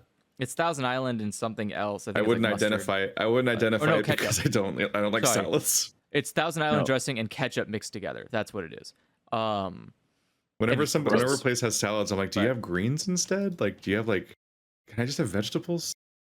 Everyone's like, you gotta have salad, is good for you. I'm like, I'm not being a little 5-year-old that's like, I don't want to eat green things. I'm like, no, I want Give me a fucking bowl of like sauteed vegetables or something. I don't want salad. I hate salad. It's like weirdly hard to eat and it tastes bad, and you try to flavor it to make it taste better, which makes it not good for you anymore. And I'm like, the vegetables are already good for me. Just give me vegetables. Why don't you, if you add just a little bit of pepper, a lot of olive oil, and a little bit of vinegar, you're good to go. What if I put those on the vegetables though, instead of the it's thing good that's as bad? well, yeah. What if I make a good thing better instead of a bad thing palatable? I feel, I agree with you. I just don't think that the vegetables are good when eaten by themselves. Salad is good because it's bland and you can eat it with other things. You can't just. Yeah, I like vegetables with or without other things. It's great. Yeah. Well, I mean, usually. I mean, my ideal meal is like there's some kind of like protein that is probably teriyaki cooked or something, or flavored, or something that's like the sweet and savory mix, and then it's with like sautéed vegetables over a bed of rice. Like just get all of it. Just get just a bowl of that from any that's why I like Japanese and Chinese food a lot, because there's a lot of meals that are variations of that. And you go to other places and you're like, I'm like, where's my fucking meal? What you guys are ripping me off here? Because you like pay like $20 for like some meat, and then they just come out with meat and that's the plate, and you're like, I'm sorry, I thought we were food pyramiding here. Like, where's my rice or bread and or vegetables all at once in one big thing all at once? Like, I'm so spoiled by how good the most entrees are at Japanese and Chinese places, where it's like you get everything all at once and it's great every time. So I'm like, why the fuck do other places ever not do that? That's the problem I ran into with. I ran into that problem with Korean food. Korean food, unless you get the box, like, and have these like bento boxes that have like a lot of food in it. Unless you get one of those, if you order a specific plate where you're like, oh, I want some chicken, it's just fucking chicken. They don't give you rice. They don't give you anything else. Chicken just a plate of chicken, yeah. And I'm like, what is this? Yeah. And then like I had to be explained that like, oh, when you order at a Korean restaurant, you have to order for the family. So the idea is that you order chicken and everyone eats the chicken. You order the rice and everyone eats. I'm like, no, when I say chicken, for me, it's for me. It's not. I didn't come here to order for everyone else. I got a version of this the hard way when I realized the hard way what a dinner plate is.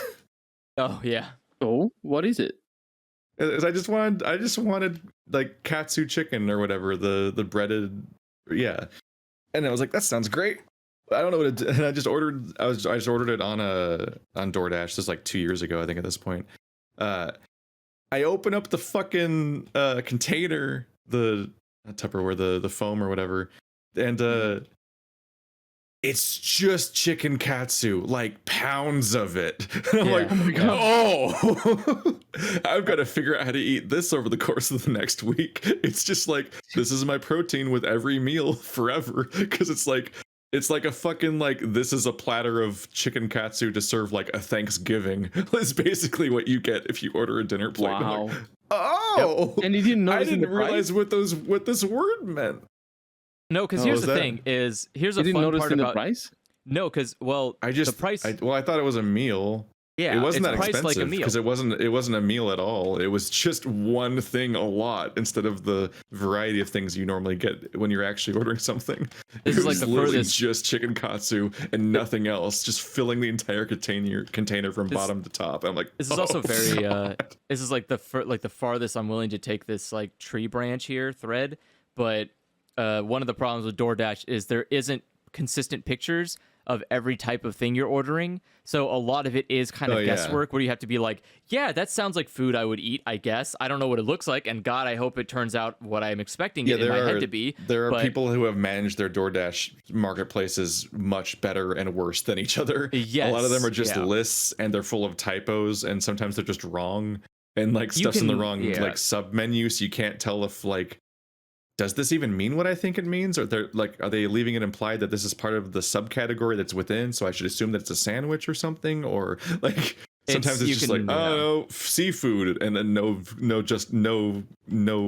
elaboration of what they mean by seafood. DoorDash other places it's like this lovingly curated like fucking DeviantArt gallery of all of their food. It's like perfectly detailed.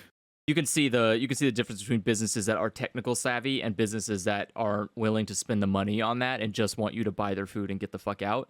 And yeah, it's fine, but it's also like, I don't know, I think DoorDash should be a little bit better about like offering support for businesses to like make sure that they have everything set up. Charge that much. Yeah, they're gonna charge as much as they do for literally nothing. I would like that they do something. Like it would just be a generous venture there. They need to justify. They often need to justify the fucking cut they're taking more because they're not doing the labor or the product. But it's a lot of money. There's a lot of middleman. No joke. This is a no joke. I fucking like because I've. It's hard to say that I'm being lazy, but I am being lazy. But it's like a different kind of lazy where it's like I'm working so much all the time for different things that I often justify ordering from DoorDash because it's like but if I order from DoorDash I can get this video done in time before the 7:00 stream and then I'll be like hitting my quota and so on and like trying to like keep ahead of like milestones on one YouTube channel while also having the goal in the background of making progress on my other YouTube channel and so on. So it's like it's easy to just be like, I'm gonna work from home forever and I'm just gonna like I could cook, but like if I order DoorDash that I can get another video done. Like that whole trap. But you know what really cut down my my fucking expenditures on DoorDash is realizing is you know like when you're like an elementary or middle school kid and you measure money in terms of a thing that you understand. So you're like, this money is X number of video games, basically. Like a $60 milestone becomes like the way you measure currency. Because it's either like the thing, like if I do this chore, I get 1/3 of a video game. Or I don't know if I want to, I wouldn't want to get a speeding ticket in high school because that's like 4 video games. My life like, over. Like that kind of like approach to money when it's like there's one specific transaction that is most of your transactions, so it's like how you contextualize everything. Like my fucking thing now is like, oh man, maybe I should make a sandwich because if I order that pizza, that's like like a third of a Bork Thunder commission. like there's like I'm thinking of the price sheets that I'm seeing in my life for furry artists, and I'm like, I don't know, man, that art's gonna last longer. That's true. And so it's like ever since I got a fursona, my fucking DoorDash orders have diminished massively because I'm like, I definitely had a bad habit of like I was justifying it too often. I'm like, I don't know. The other thing will make you happier. Make a peanut butter and jelly if you can't have time to cook. Anyway, that was my distraction, but it was a funny thought. Sorry. Yeah. Something happened to me in regards to food. I used to get takeout like once a week consistently, and I didn't used to. Growing up, I didn't used to do that, and recently I started. Recently last year, at the end of last year, I decided that I wasn't gonna be minding the money I spent on food anymore. I wouldn't care if I wanted something, I would get it, or not necessarily overeat or anything. So for a little bit, I was getting takeout like twice a week or something. But more recently, I've been not having takeout. I haven't had takeout in like a month. And I think basically, I think I was in a rut where, because I was thinking of the money that I was going to spend on takeout and being like, oh, this is going to be quite it's a lot more expensive than just cooking for myself or getting something that I can, prepare quickly. But because I was concerned about the money I was going to spend, I was getting ready for, and I knew like I couldn't have takeout, or I didn't want to have takeout more than a few times a month. I was just like on that train of just having takeout. Either it's McDonald's or sushi or whatever.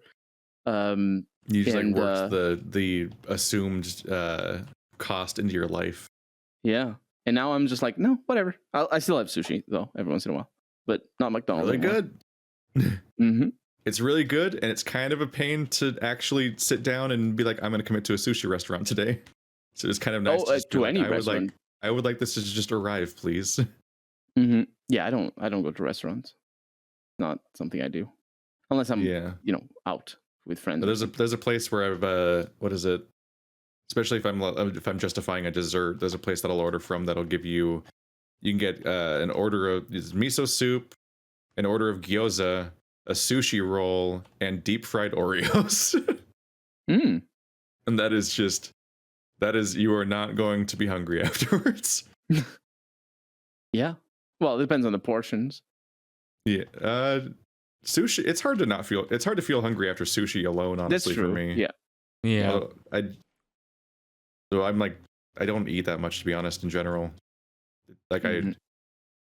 we have encounters with pizza where it's like somebody will order an entire large pizza. I'm like, this is just for me. You order your own pizza. And I'm like, oh.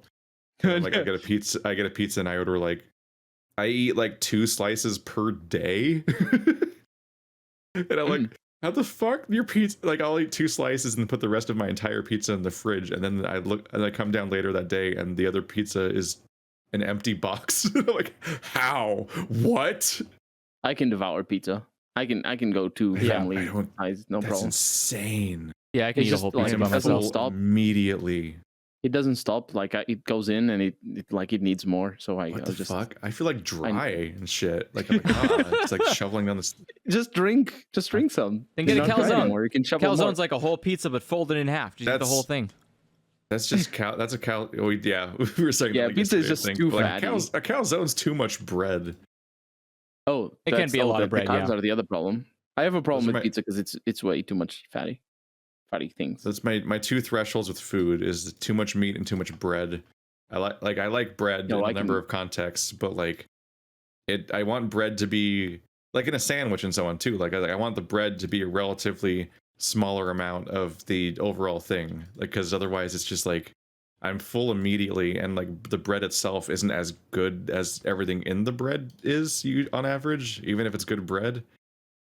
It's like there's just there's even like disappointing pastries where it's just like it's too much of the bun or whatever and not enough of the filling, like the ratio's off. Mm-hmm.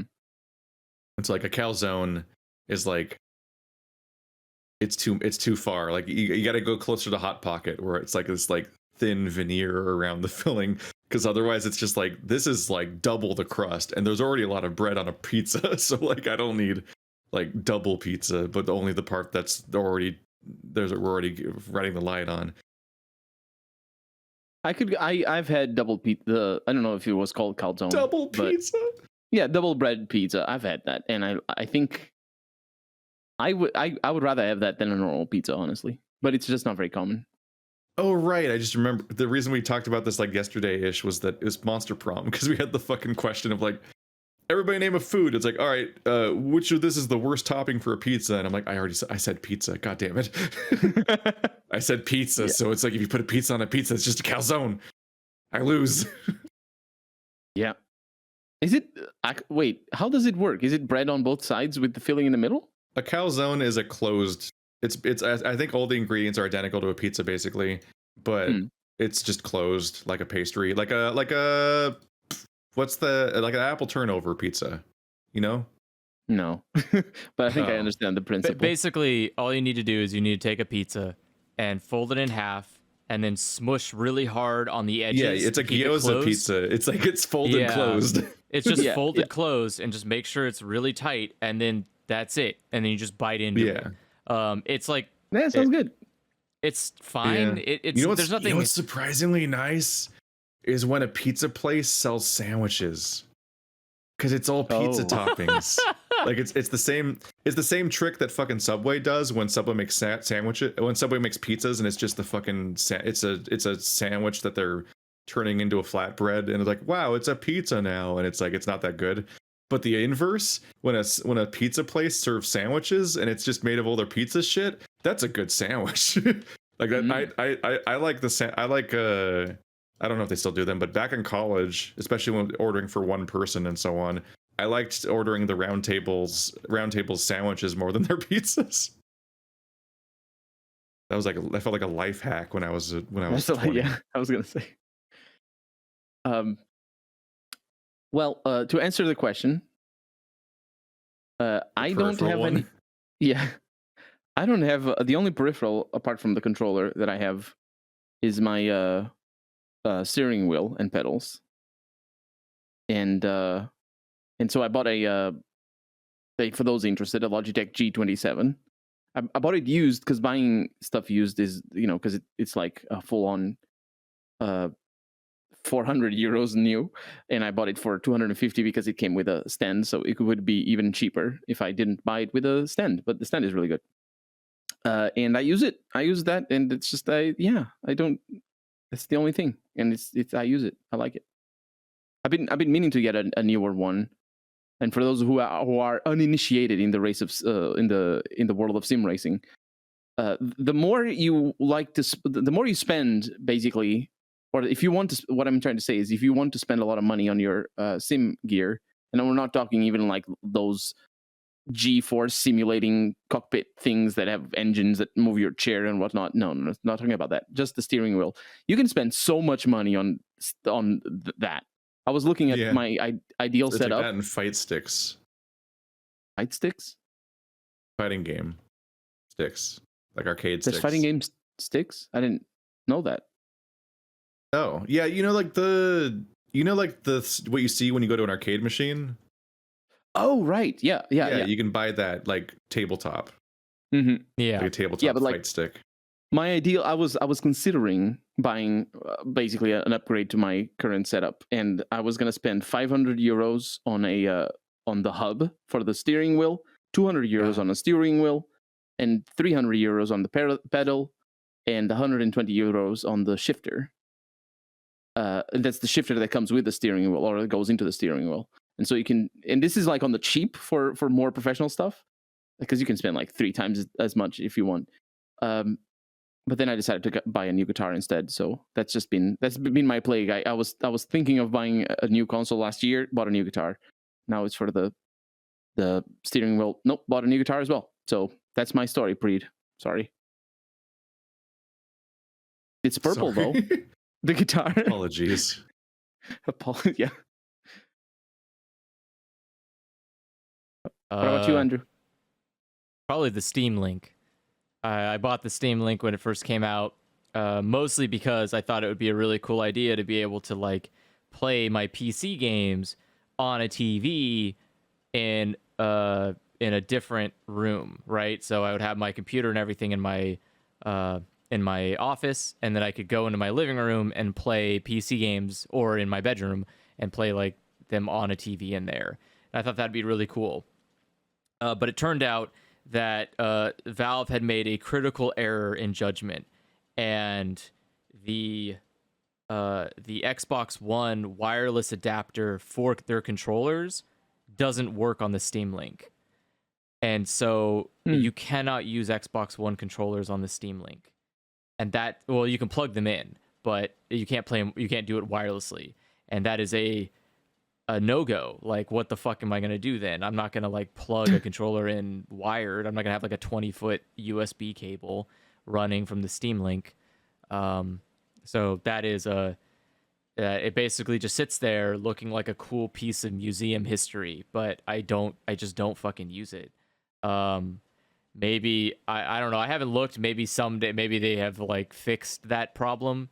But when I got the Steam Link like almost 10 years ago now, when I got that stupid Steam Link, it just didn't work with that. And so it was just like, all right, well, I wasted money on this, I guess. So I had the Steam controller, or I have the Steam controller as well. And I did it's really good for playing like RTS or any kind of like strategy based games. So that was useful. Like, I think I played this War of Mine when I was sick. I had like strep throat, and I just sat in my bed and played this War of Mine with the Steam controller, and it was fine. No big issues. That worked. But I don't know. Was it worth the money? No, it wasn't. But oh well. Yeah, the Steam Link, was the Steam Link the thing that went on sale for $1? Yeah. Yeah, I remember it going, and I was like, should I get one of these? And then the shipping was like $15, and I was like, no, I'm not gonna. I can get takeout for that. I wonder if it's still $1. Do they even sell it? Maybe not. I didn't even think about that. They discontinued the. Oh, they do sell it. Oh no, wait, they don't. I don't think they sell it anymore. Yeah, the page is there, but I think they've replaced it with the app. So they have a piece. They have a mobile app now called Steam Link, and I think they've replaced it. They replaced the device. Oh, that works on smart TVs. Yeah. So you can just stream, you can just like broadcast it to your TV or whatever, or to your console. So that's how silly, right? I bought a whole little device that you can now just use a phone for, and your phone accepts the Xbox One because it's Bluetooth, so you can just do that. Wowie, how fucking hard was that? Just put a Bluetooth adapter on there. So. Oh well, It is what it is. But that's the only one I can think of. I don't really go out of my way. I guess like the second worst peripheral I own is the mouse for the Super Nintendo. Like that was a waste. It sounds like it. It can only I just be. remembered something expensive that I've like never used before. Go for it. It was the Vita TV. Oh yeah, I forgot about that.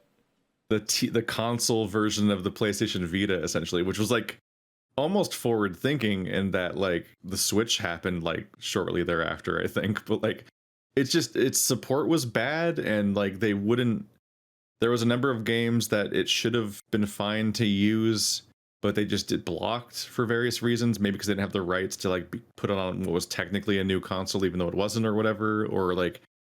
There was, or like a game that might have like 2 seconds of a motion control, like the entire game's blocked. Then like it was like they made a console that has all these like touch pads and blow on the microphone, all these stupid elements, and then like that like ruined the prospect of the idea of having something like that, because then all of the games that did actually use any of those systems then couldn't be used on the Vita TV, so you couldn't play huge numbers of games. But I got it because I thought I would use it for my job, because then I could suddenly record Vita games because it had an HDMI output and so on. It's like, oh, I can use handhelds. At one point, I thought that was going to be how I would cover Persona 4 once upon a time, I think, and so on. And it's like, before it came out, that on thing, PC? I don't think I've ever played a single game on that thing. Like for beyond the opening testing I did, basically. Like I've just not, and I've had that for ages now. It was just a complete waste of time and money, and it's probably still here somewhere because it was very small. And it costs a lot of money because it's like a whole console, right? Yeah, like it's a Vita without like 100 or something. I forget. Yeah, but it was bad. It was just not a good system, and not good for my purposes either. Sucks. See, this is what I'm talking about. Americans buy all this stuff. And then you're surprised that you make a lot of garbage. Your Vita TVs and your Nintendo mouse. Yeah, those are the least garbage. We have entire holidays that are built around buying people stuff that they probably won't even like, and it's like the peak of buying every year. Is that I still don't like Christmas as a concept. I just don't like it. People aren't. I think most relationships people have with each other just aren't that good. Are you insinuating you would prefer pagan holidays, Keith? This is a Christian nation. I would implore you to reconsider your decisions. I'm not asking for a replacement. I'm asking for just don't. It's already been replaced. It's not a religious holiday. I think Christmas is mostly just kind of like bad for us. The absence of a holiday is a pagan holiday, Keith. A huge percentage of us are stuck working jobs that make you miserable for that entire part of the year, and it's like a month of being miserable. And it's all in service of a bunch of people that don't have that strong of connections to each other, all like politely buying things for each other that they won't want, and then we all just create waste afterwards. Like this year I got like a light that is like a hologram light, like one of those ones where it's a piece of like plastic that sticks up out of a stand and it just lights up, and it just said like now live or something with like the Twitch logo. And nice. Like, where am I gonna put this? Like, what am I gonna do with this? It's not. And it's and like all weird, shitty, kitschy gadgets these days. It has a USB plug and only that. Like you have to. Everything's just assumed you plug it into a USB these days. And it's like, well, now I've got a weird piece of waste to feel bad about when I throw out, because like, what am I gonna do? You gotta build a set. Every you gotta year build a little set for your. It was not good. It was not the set worthy. Oh yeah, it is. It's definitely set. It was like 2 inches tall, like and like 6 to 8 inches long, and it sits on like a stand. Like it's not like a fucking like a neon sign I put on my wall for my set or whatever. Like it was just a little piece of garbage. Everything's useful. Just make the most cluttered set of junk. I think the other. That's why they say the gesture years is ago what they matters. gave me like a ring light or something. And it's like I appreciate this in concept, I guess, but like I have hundreds of dollars of lights. It was like you get vague. You either get stuff that's based on a vague interest in a piece of media you once mentioned 5 years ago, and then you get Doctor Who shit every year forever, or it's like, oh, you're a streamer or whatever, or you do YouTube. Here's what's in the Best Buy aisle for YouTubers. It's like how I know people that are really into aquariums and fish and stuff, and I'm like, but I don't buy them stuff related to that stuff because I'm like, I know that I don't know nearly enough to even begin to buy them anything for this. So I'm either going to buy them something completely useless or something that they already have, and those are the only two options. But I get that constantly for my interests, and it's like, oh, this isn't. Why are we doing? Why are we're stressing ourselves out buying people stuff on this big list where you try to completionism your list of associates of people that it's like socially correct to be buying stuff for, and it's all almost entirely garbage and almost nobody gets what they want. And I say that as somebody who I think has a better batting average than most on the actual gift giving. It's the ones I receive. Oh my god. It's like I don't think this is a good, like, just talking about Colonel's like approach to like talking about how like Americans consumerism and stuff. I'm like, I don't think this whole December is working out for us. I don't think that's a great. I don't know about that, man. I think birthdays are a better approach because at least you're buying one person a gift instead of like, Christmas is like, here's my 2 really good ideas, and then everybody else is like, ah, fuck, I'm trying to make my way down the list now, running out of time. If this was on sale, maybe I can get it. Sometimes you just buy things because they're on sale and you try to apply them to somebody on the list of people you still need to apply a gift to. Like, it's not a good system. It's not a good That's system. why I go for chocolates. Yeah, that's it. That's what I give. Chocolates. Yeah. Which is also terrible. It goes because away. It's the chocolate industry. Yeah, but like food goes away in a way that it gets used, as opposed to going away because you're like, oh, I gotta get rid of all this shit people keep giving me. I don't need 10 blankets, as it turns out. My life is one like 10 foot by 15 foot room. Like, pretty much need the one blanket and I'm done. Don't need like. Also, you live in California. You don't need blankets. Yeah, I genuinely can't use any covers sometimes because it's just miserable. I don't need like a third set of like slippers. I don't even use one set of slippers. Like, it's exceptionally hard to buy me gifts because they have no. Most of the things that people even try to think of buying just don't have a place in my life, and both like because I won't use them, and also I physically don't know where to put it. Okay, here's an idea: a statue of Legoshi that is made of chocolate and is already unwrapped, so you cannot save it. You need to eat it. I feel like I'm opening up a whole new avenue. It'll be like furry commissions. They solve all the problems. It's art of the character that I like, and it doesn't go anywhere. It's just on the internet.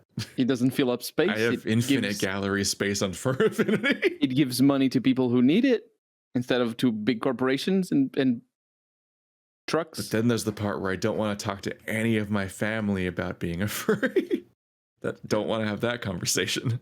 Because, like, one, the fucking all the media they consume just lies to them about furries. And also, they still don't understand what I do for a living. They think I do a podcast. That's the level of understanding. And they only understand the podcast part because Joe Rogan does one. Like, that's it. Oh no. It's just like they understand what Joe Rogan is, so they can understand the idea that I do a podcast, but everything else, like, I literally restart the same conversation every time. There's like a variety of people in my life, both family and acquaintance and so on, where like we literally every time we have where they try to start the conversation politely or not about like what my living is, the conversation just starts from scratch, like we've never talked about it before, because none of it sticks because it's so alien to them. So good luck explaining furries to those people. Why is it alien though? Like I'm not doubting that you're saying, or I'm not, but do they? Oh, maybe I am actually when I say, why is it alien though? I find it a little bit like people know what YouTube is, right? Sort of. Not that well. Oh, yeah, I think that's the problem. Like they know it tangentially. Going to somebody else's house and going on their smart TV and opening YouTube and just seeing what the feed is of like searches that just shows up on the side of the screen.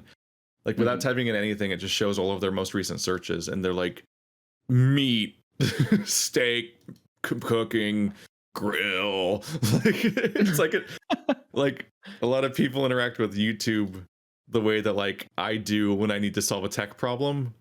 But like that's like they're just down this like search cat videos. Like it's just like this like very specific funneling, and like they probably don't have an account or like know that creators exist as like a thing you follow. It's just like a lot of older people in particular, like, and Republicans, they use YouTube the same way that infants do. Like the same algorithm hole that puts infants down the Elsa pregnant Spider-Man Barry Joker alive water toys hole. Like that's basically how like 50 and 60-year-olds use YouTube also, is that like they kind of find one thing they search for once, but also half of it is just like it just starts throwing shit in front of them as an endless feed of algorithmically generated bullshit, and they just kind of like it just kind of auto plays or whatever, and they pay attention or they don't, and then they leave eventually, and then they come back later and it happens again. Like, and that's the level of like, it's a mixture of like the level of competency and also like thoughtfulness of like whether or not they're paying any attention to what they're even doing, and also just like the sheer just fucking annoyingness it is to like try to use a smart TV to use YouTube. Oh, yeah. Like typing shit on a fucking like WASD style like you're arrow keying around a shitty keyboard that then like it's like that it might even be sorted fucking alphabetically instead of QWERTY, and then like you have to, every time you press it, you have to press it like 4 times because you're to register, because it's like not working half the time, and it's like even if it works every time, it's like like the input feels weirdly laggy and slow, and it's like it's agony to look things up. So it's just like it just becomes like meat, and then like videos just happen after that automatically, like Netflix auto playing. Yeah. So like trying to explain like my work schedule, or the idea that like what if they've ever followed a series of any kind on YouTube, the idea that even like one creator persistently exists on YouTube is like a foreign concept, because it's just like a weird amalgam of random videos. Yeah, makes sense. Yeah. It's just weird because for me, my experience in YouTube is sort of the opposite. It's like, do you watch this creator that making a house out of nothing in Indonesia? Yeah. Well, guess what? You're gonna watch that for the rest of the pandemic. Do you? Oh, yeah. I see you like this restoration of this 100-year-old thing. Guess what? We have this thing made out of stone. Just like, yeah. I mean, it's from the same. What I mean to say is, it's the same creator. My sidebar. If I watch like 2 videos from one creator, it'll try really hard to be then like, just watch that creator until you run out. Like that's what my sidebar usually does. Yeah. And so I watched some Monty Wolf, and then I put one of the clips in the video because it was just perfect for that moment. And then one day I had a headache, and I had already watched the same Monty Wolf video a number of times, because I'd be like, oh yeah, here's the source of that clip I used, and I'd show it to someone or whatever for various reasons. And then I would just sit there and watch it. Like because it's an entertaining enough video that I would finish it, which is funny because they're like, this video is what happens when nothing happens. Like they end on the joke that this was a bad recording or whatever, but it actually like went out. It like ended well in editing or whatever. Who knows? Sometimes you like in the moment feel like a video is going badly and you're wrong. But and that was them, I guess, at least for me, because that's like my favorite one. But because I've done that enough times, like they just always were suggesting more Monty Wolf, and then one day I had a headache and I was like waiting for the headache to end and it wasn't. And I'm like, I can't record until just moves on. And so I just sat there like multitasking and just fucking binged the entire channel. And I finished Monty Wolf, the channel. That's phrasing. Did he? That's what just happens. Like every like 6 months, it's like, are you sure? Like every 6 months, it's like, do you want to watch the entire alt-right playbook again by Innuendo Studios, and also maybe all of H Bomber Guy again, just the channel as a completionist? And I'm like, maybe. I like watching the same 1 hour and a half video on double speed on repeat throughout the day. Usually it's my Tuesdays. What the fuck? As I work, I'm just everything I say about myself is normal, but you're weird and revolting. And I'm terrified of your behaviors. Look, I know the Fallout 3 video from back to front off the top of my head. I don't actually, but do you really repeat the same video essay over and over again the same day? Yeah, like all throughout the day. Yeah. How do you think I watched 12 times your show? Like a lullaby? Yeah, like as I guess that's good for me if people do that. So I guess I should encourage this behavior. Yes, my behavior. I should have a memory test at the end of each video, and like if you don't do it, you got to watch it again. What minute did Keith wink at the camera? People don't. Those are Easter eggs that people don't notice because they don't watch a lot of YouTube videos that are a lot of talking. They're not actually looking at the screen. Yeah. So it's funny did that Monty end up commenting? Marty specifically notices that. Did Monty end up comment on your video, or did you Monty not? Wolf? Mm-hmm. I should search. Probably not. Bardic did, which was a surprise. Mm-hmm. It's funny when people that you feature in a video find it, and in that case are surprised, which means that they didn't find it from people telling them. They found it because they just encountered it and then they were in it.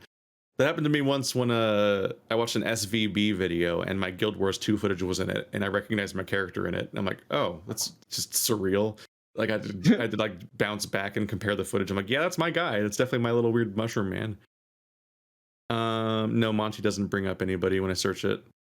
So I don't think he responded to it. You also never know who watched stuff versus who commented on it and so on. Maybe he made a post on his Tweeter. Or secondary account, like I have. That's all my flamey like 6 comments. burner accounts. My secondary account. Mm-hmm. Keith doesn't know what it is. Well, I hope not. I have several accounts. I have the essay account and the Let's Play account, and then I've got a burner phone account where I upload everything to see if it's gonna strike me when I upload it. Speaking of which, do you? I saw early on people being like, "Oh, boring, Keith. You're gonna need to change your channel name. It's not boring at all." And I was like, "Oh, that's I didn't think about that." And did you think about that? Did you see those comments? Why would he change his channel? I mean, they said that the first video. Oh, okay. Like they said that from the get-go. That's just you stuck to your guns. Say. I don't know. I think it worked. I mean, my main channel is just my name. Like the creativity of the branding isn't exactly like going out the window here. And I think on Fur Affinity, there's like a little field you can enter that's like your title or whatever, and mine just says "Celebrate Boring." I think boring. I like diving into stuff that people would consider boring. It's like everything I make is something where if you try to explain to a random person what the thing's even about, they're like, I don't want to watch that video. What the fuck? It's like that's where I thrive. I make Let's Plays that are specifically in the style that's boring. Like that's all of my content is the boring version of things, and that's why people like it to an extent. Mm-hmm. Because obviously they don't find it boring, they find it compelling, but like it's the boring thing. Puzzle games are boring. Like as a rule, just universally, that's like the space they exist in. They're not like they're not Call of Duty fucking Mile High Club. I honestly I think it's the opposite. But I agree that people would think think that puzzle game. Oh yeah, no, I think that everything that people find exciting is boring. Yeah, I was watching. I don't know. Backwards. I don't know what game I was watching, but it was like a 18-minute, like well edited highlight sort of, like all action multiplayer, sort of like really well produced video from a game with people being funny, and like I had a couple of good laughs on the first 3 minutes, and then I realized that it was all the same edits like that, and I'm sure there were going to be other laughs, but it's no, I'm exhausted. No, I'm going to watch the Fallout 3 video again. Thank you. Yeah, like a relatively, I think that people generally would consider to be boring. I can sit down and watch for like 2.5 hours and it'll like breeze by. And like the number of essays I consume where somebody's just fucking sitting on a couch like Sarah Zed, and I'm like, oh fuck, I got through the whole. I was supposed to be doing something, but then like I can watch a 10-minute video that's supposed to be entertaining, then like that people recommend to me, and like it feels like it's forever. It won't stop. Like I'm like, why is this video so long? And it's like it's only 13 minutes long. I'm like, it feels like I've been here since I was born. Why won't it end? I agree. So, that's perception of time's fucked. It's not time though. Like I watch restoration videos that nobody talks. It's just people working machines, and like sanding down rusty bits, and putting, it's about as boring as it gets. It's the closest you get to watching paint dry on YouTube is watching restoration videos, and I'm like gripped to the screen, and it's like therapeutic. Like I fix all my shit at home because I watch those videos. It's incredible. They push you into action. They push it, yeah. Like you said, underneath your bed, it's full of a guitar band, or no, wait, which one? How is it called? Is it metal? It's rock. It's Guitar Hero and Rock Band. Guitar. Yes, those two peripherals. But underneath my bed is just tools and like tools. It's just tools down there because of things that I'm. It's like, okay, today I'm fixing the hinges on my bedroom door. What do I need for that? And then, or whatever, But yeah, I will say that I do fall asleep watching Sudoku videos, but they're not boring. They're good. I just fall asleep. It's like I've never successfully fallen asleep to a video on purpose. Oh, I don't do it on purpose. It's just what? People say they do that to my content, on the Let's Plays and so on, and like people just like fall asleep to YouTube a lot, and like that's it's not like. Not like, oh no, not like an insult or an accident, but like they specifically like that's their routine is they fall asleep to YouTube, and I'm like, I don't know how you do that. Because during my like sleep struggles in the past, I've tried like I'll put on this essay or something, and it's like I can't. What's the essay? All I'm gonna do is finish the essay. Yeah, and I'll be like I'll be listening to it, like not looking at it, and so on, just laying in bed staring at the ceiling, and I'll just become wildly aware of how far in the essay I'm getting. I'm like, this isn't working at all. Give it a shot. Sudoku videos. I promise you. And of course, I'll do ones that I've watched too much because I'm not going to I don't want to experience a new essay that way. Oh, yeah. But Sudoku videos are good. The ones that you haven't watched, because then you're thinking, and the thinking tires you out, and it's good.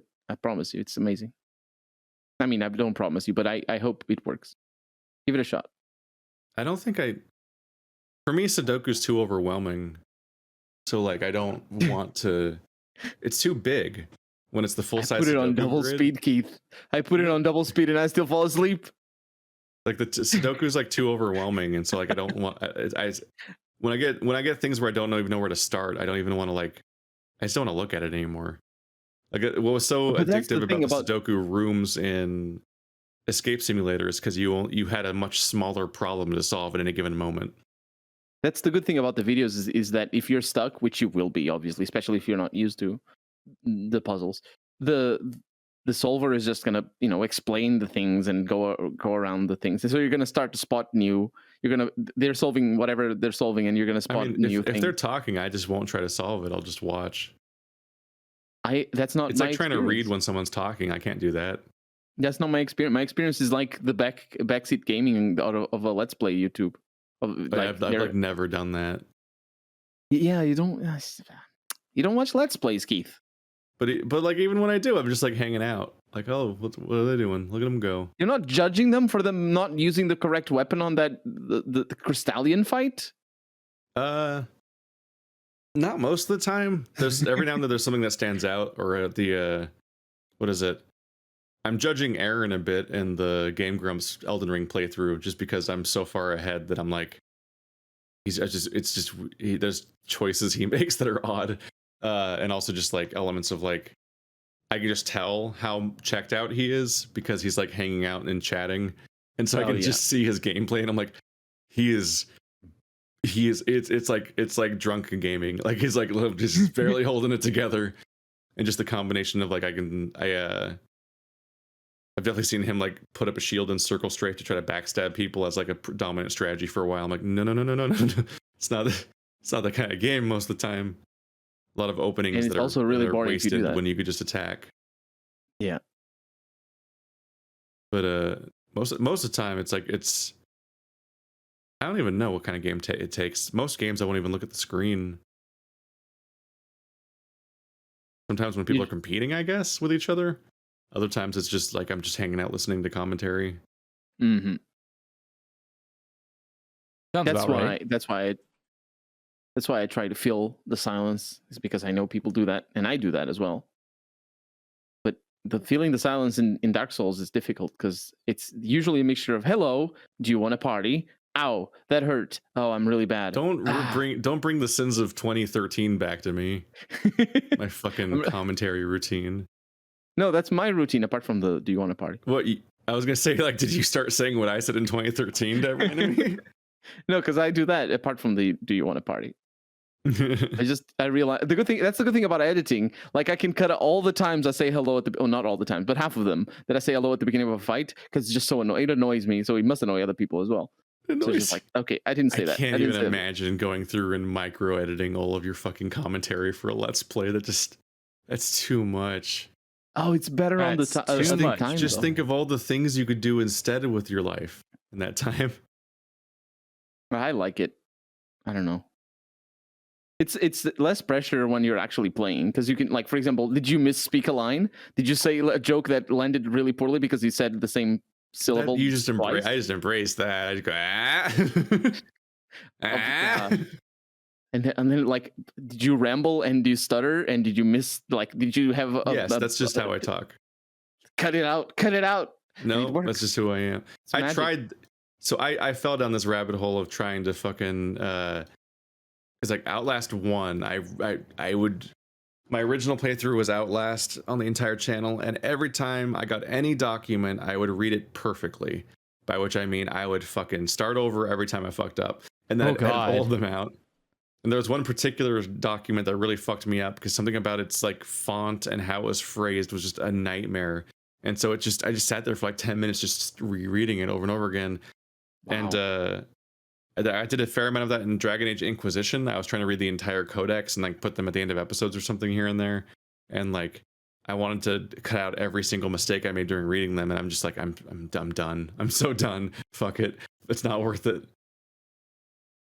Yeah, I don't go to those extents because also I'm not very good at reading, but it's easier on the spot, I feel.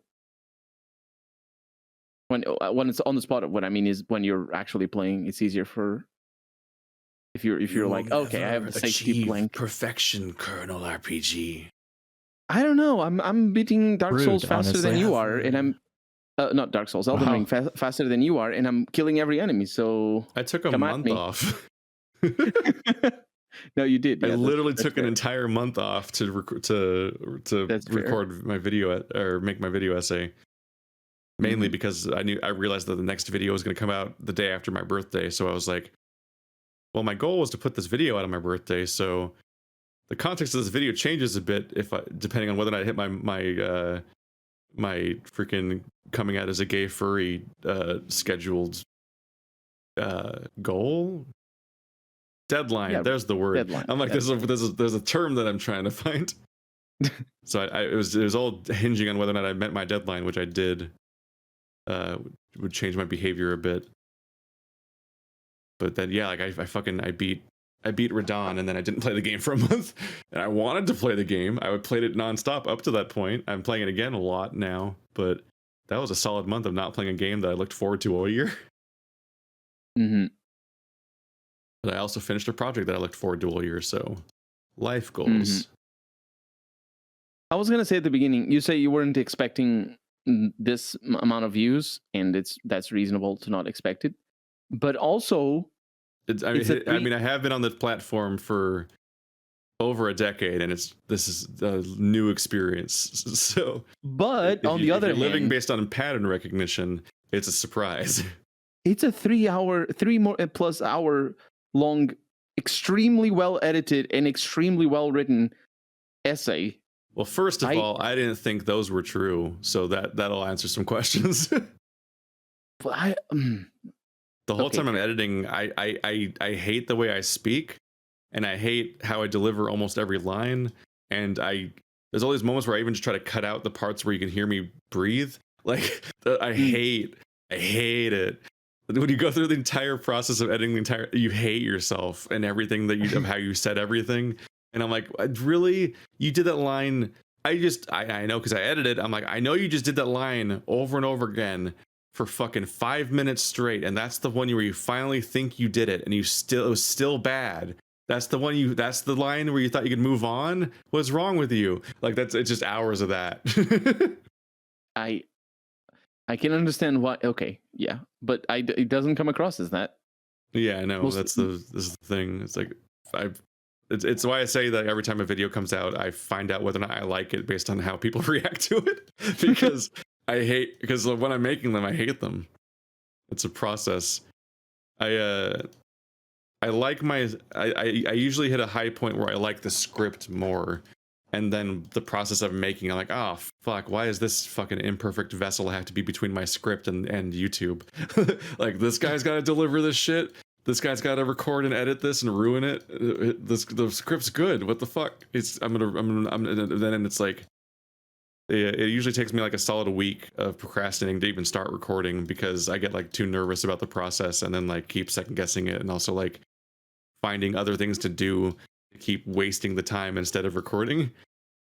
Like I had like a bummed out like let's play Monster Hunter Rise all day because I just with Enro where I just decided like I'm not hitting my fucking deadline. There's no way. I hadn't even started recording yet and I'm like this is fucked. The pressure of the deadline's like looming and I'm like there's no way I will make this. And then the next day after that day of doing absolutely nothing I then started recording.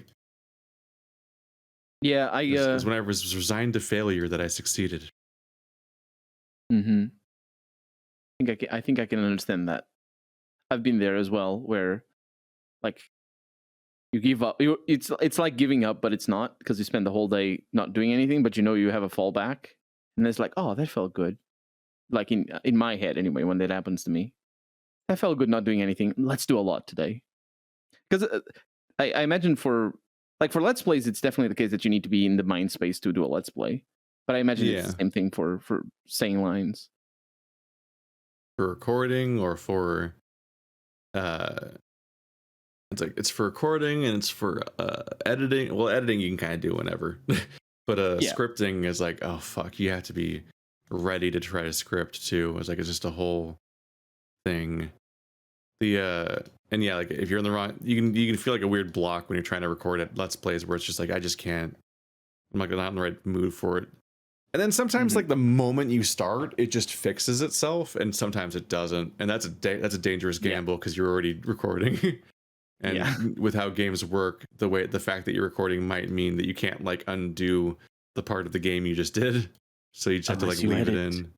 Unless you edit, Keith, and just pretend. No. I notice I've already tried replacing bad commentary with better commentary in post before and pretending that I'm playing it, and it's not fun.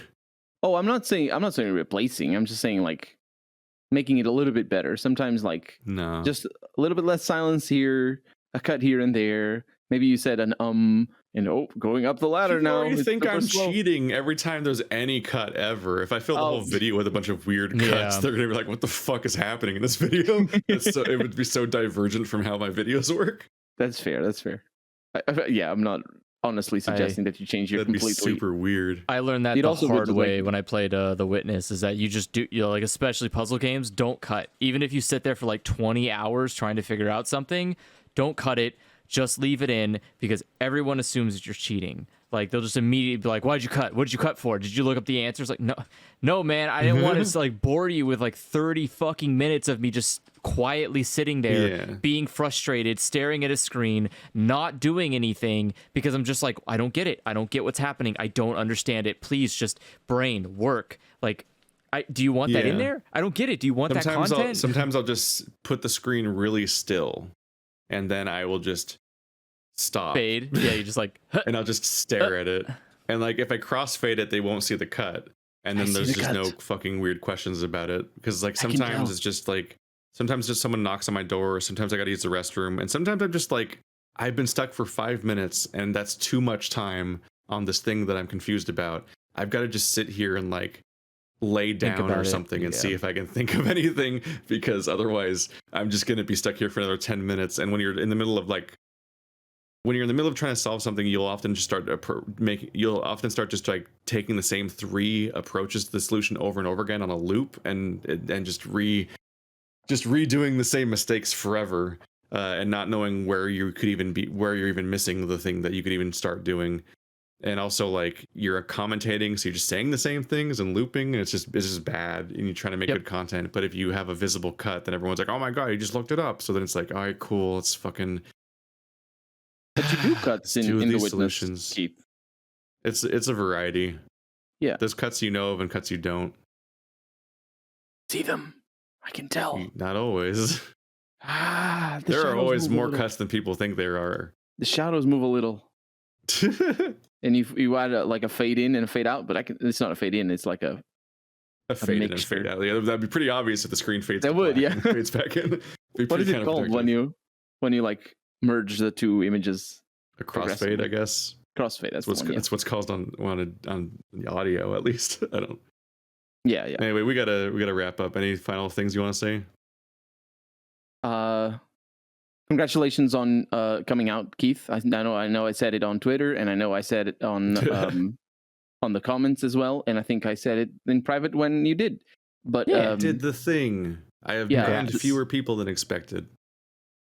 And also, yes, congratulations on having an amazing community, because the comments are, well, they're shifting a little bit over the days. I think because they're outsiders at this point. Yeah, we've got the algorithm is like, all right, here's all of your subscribers.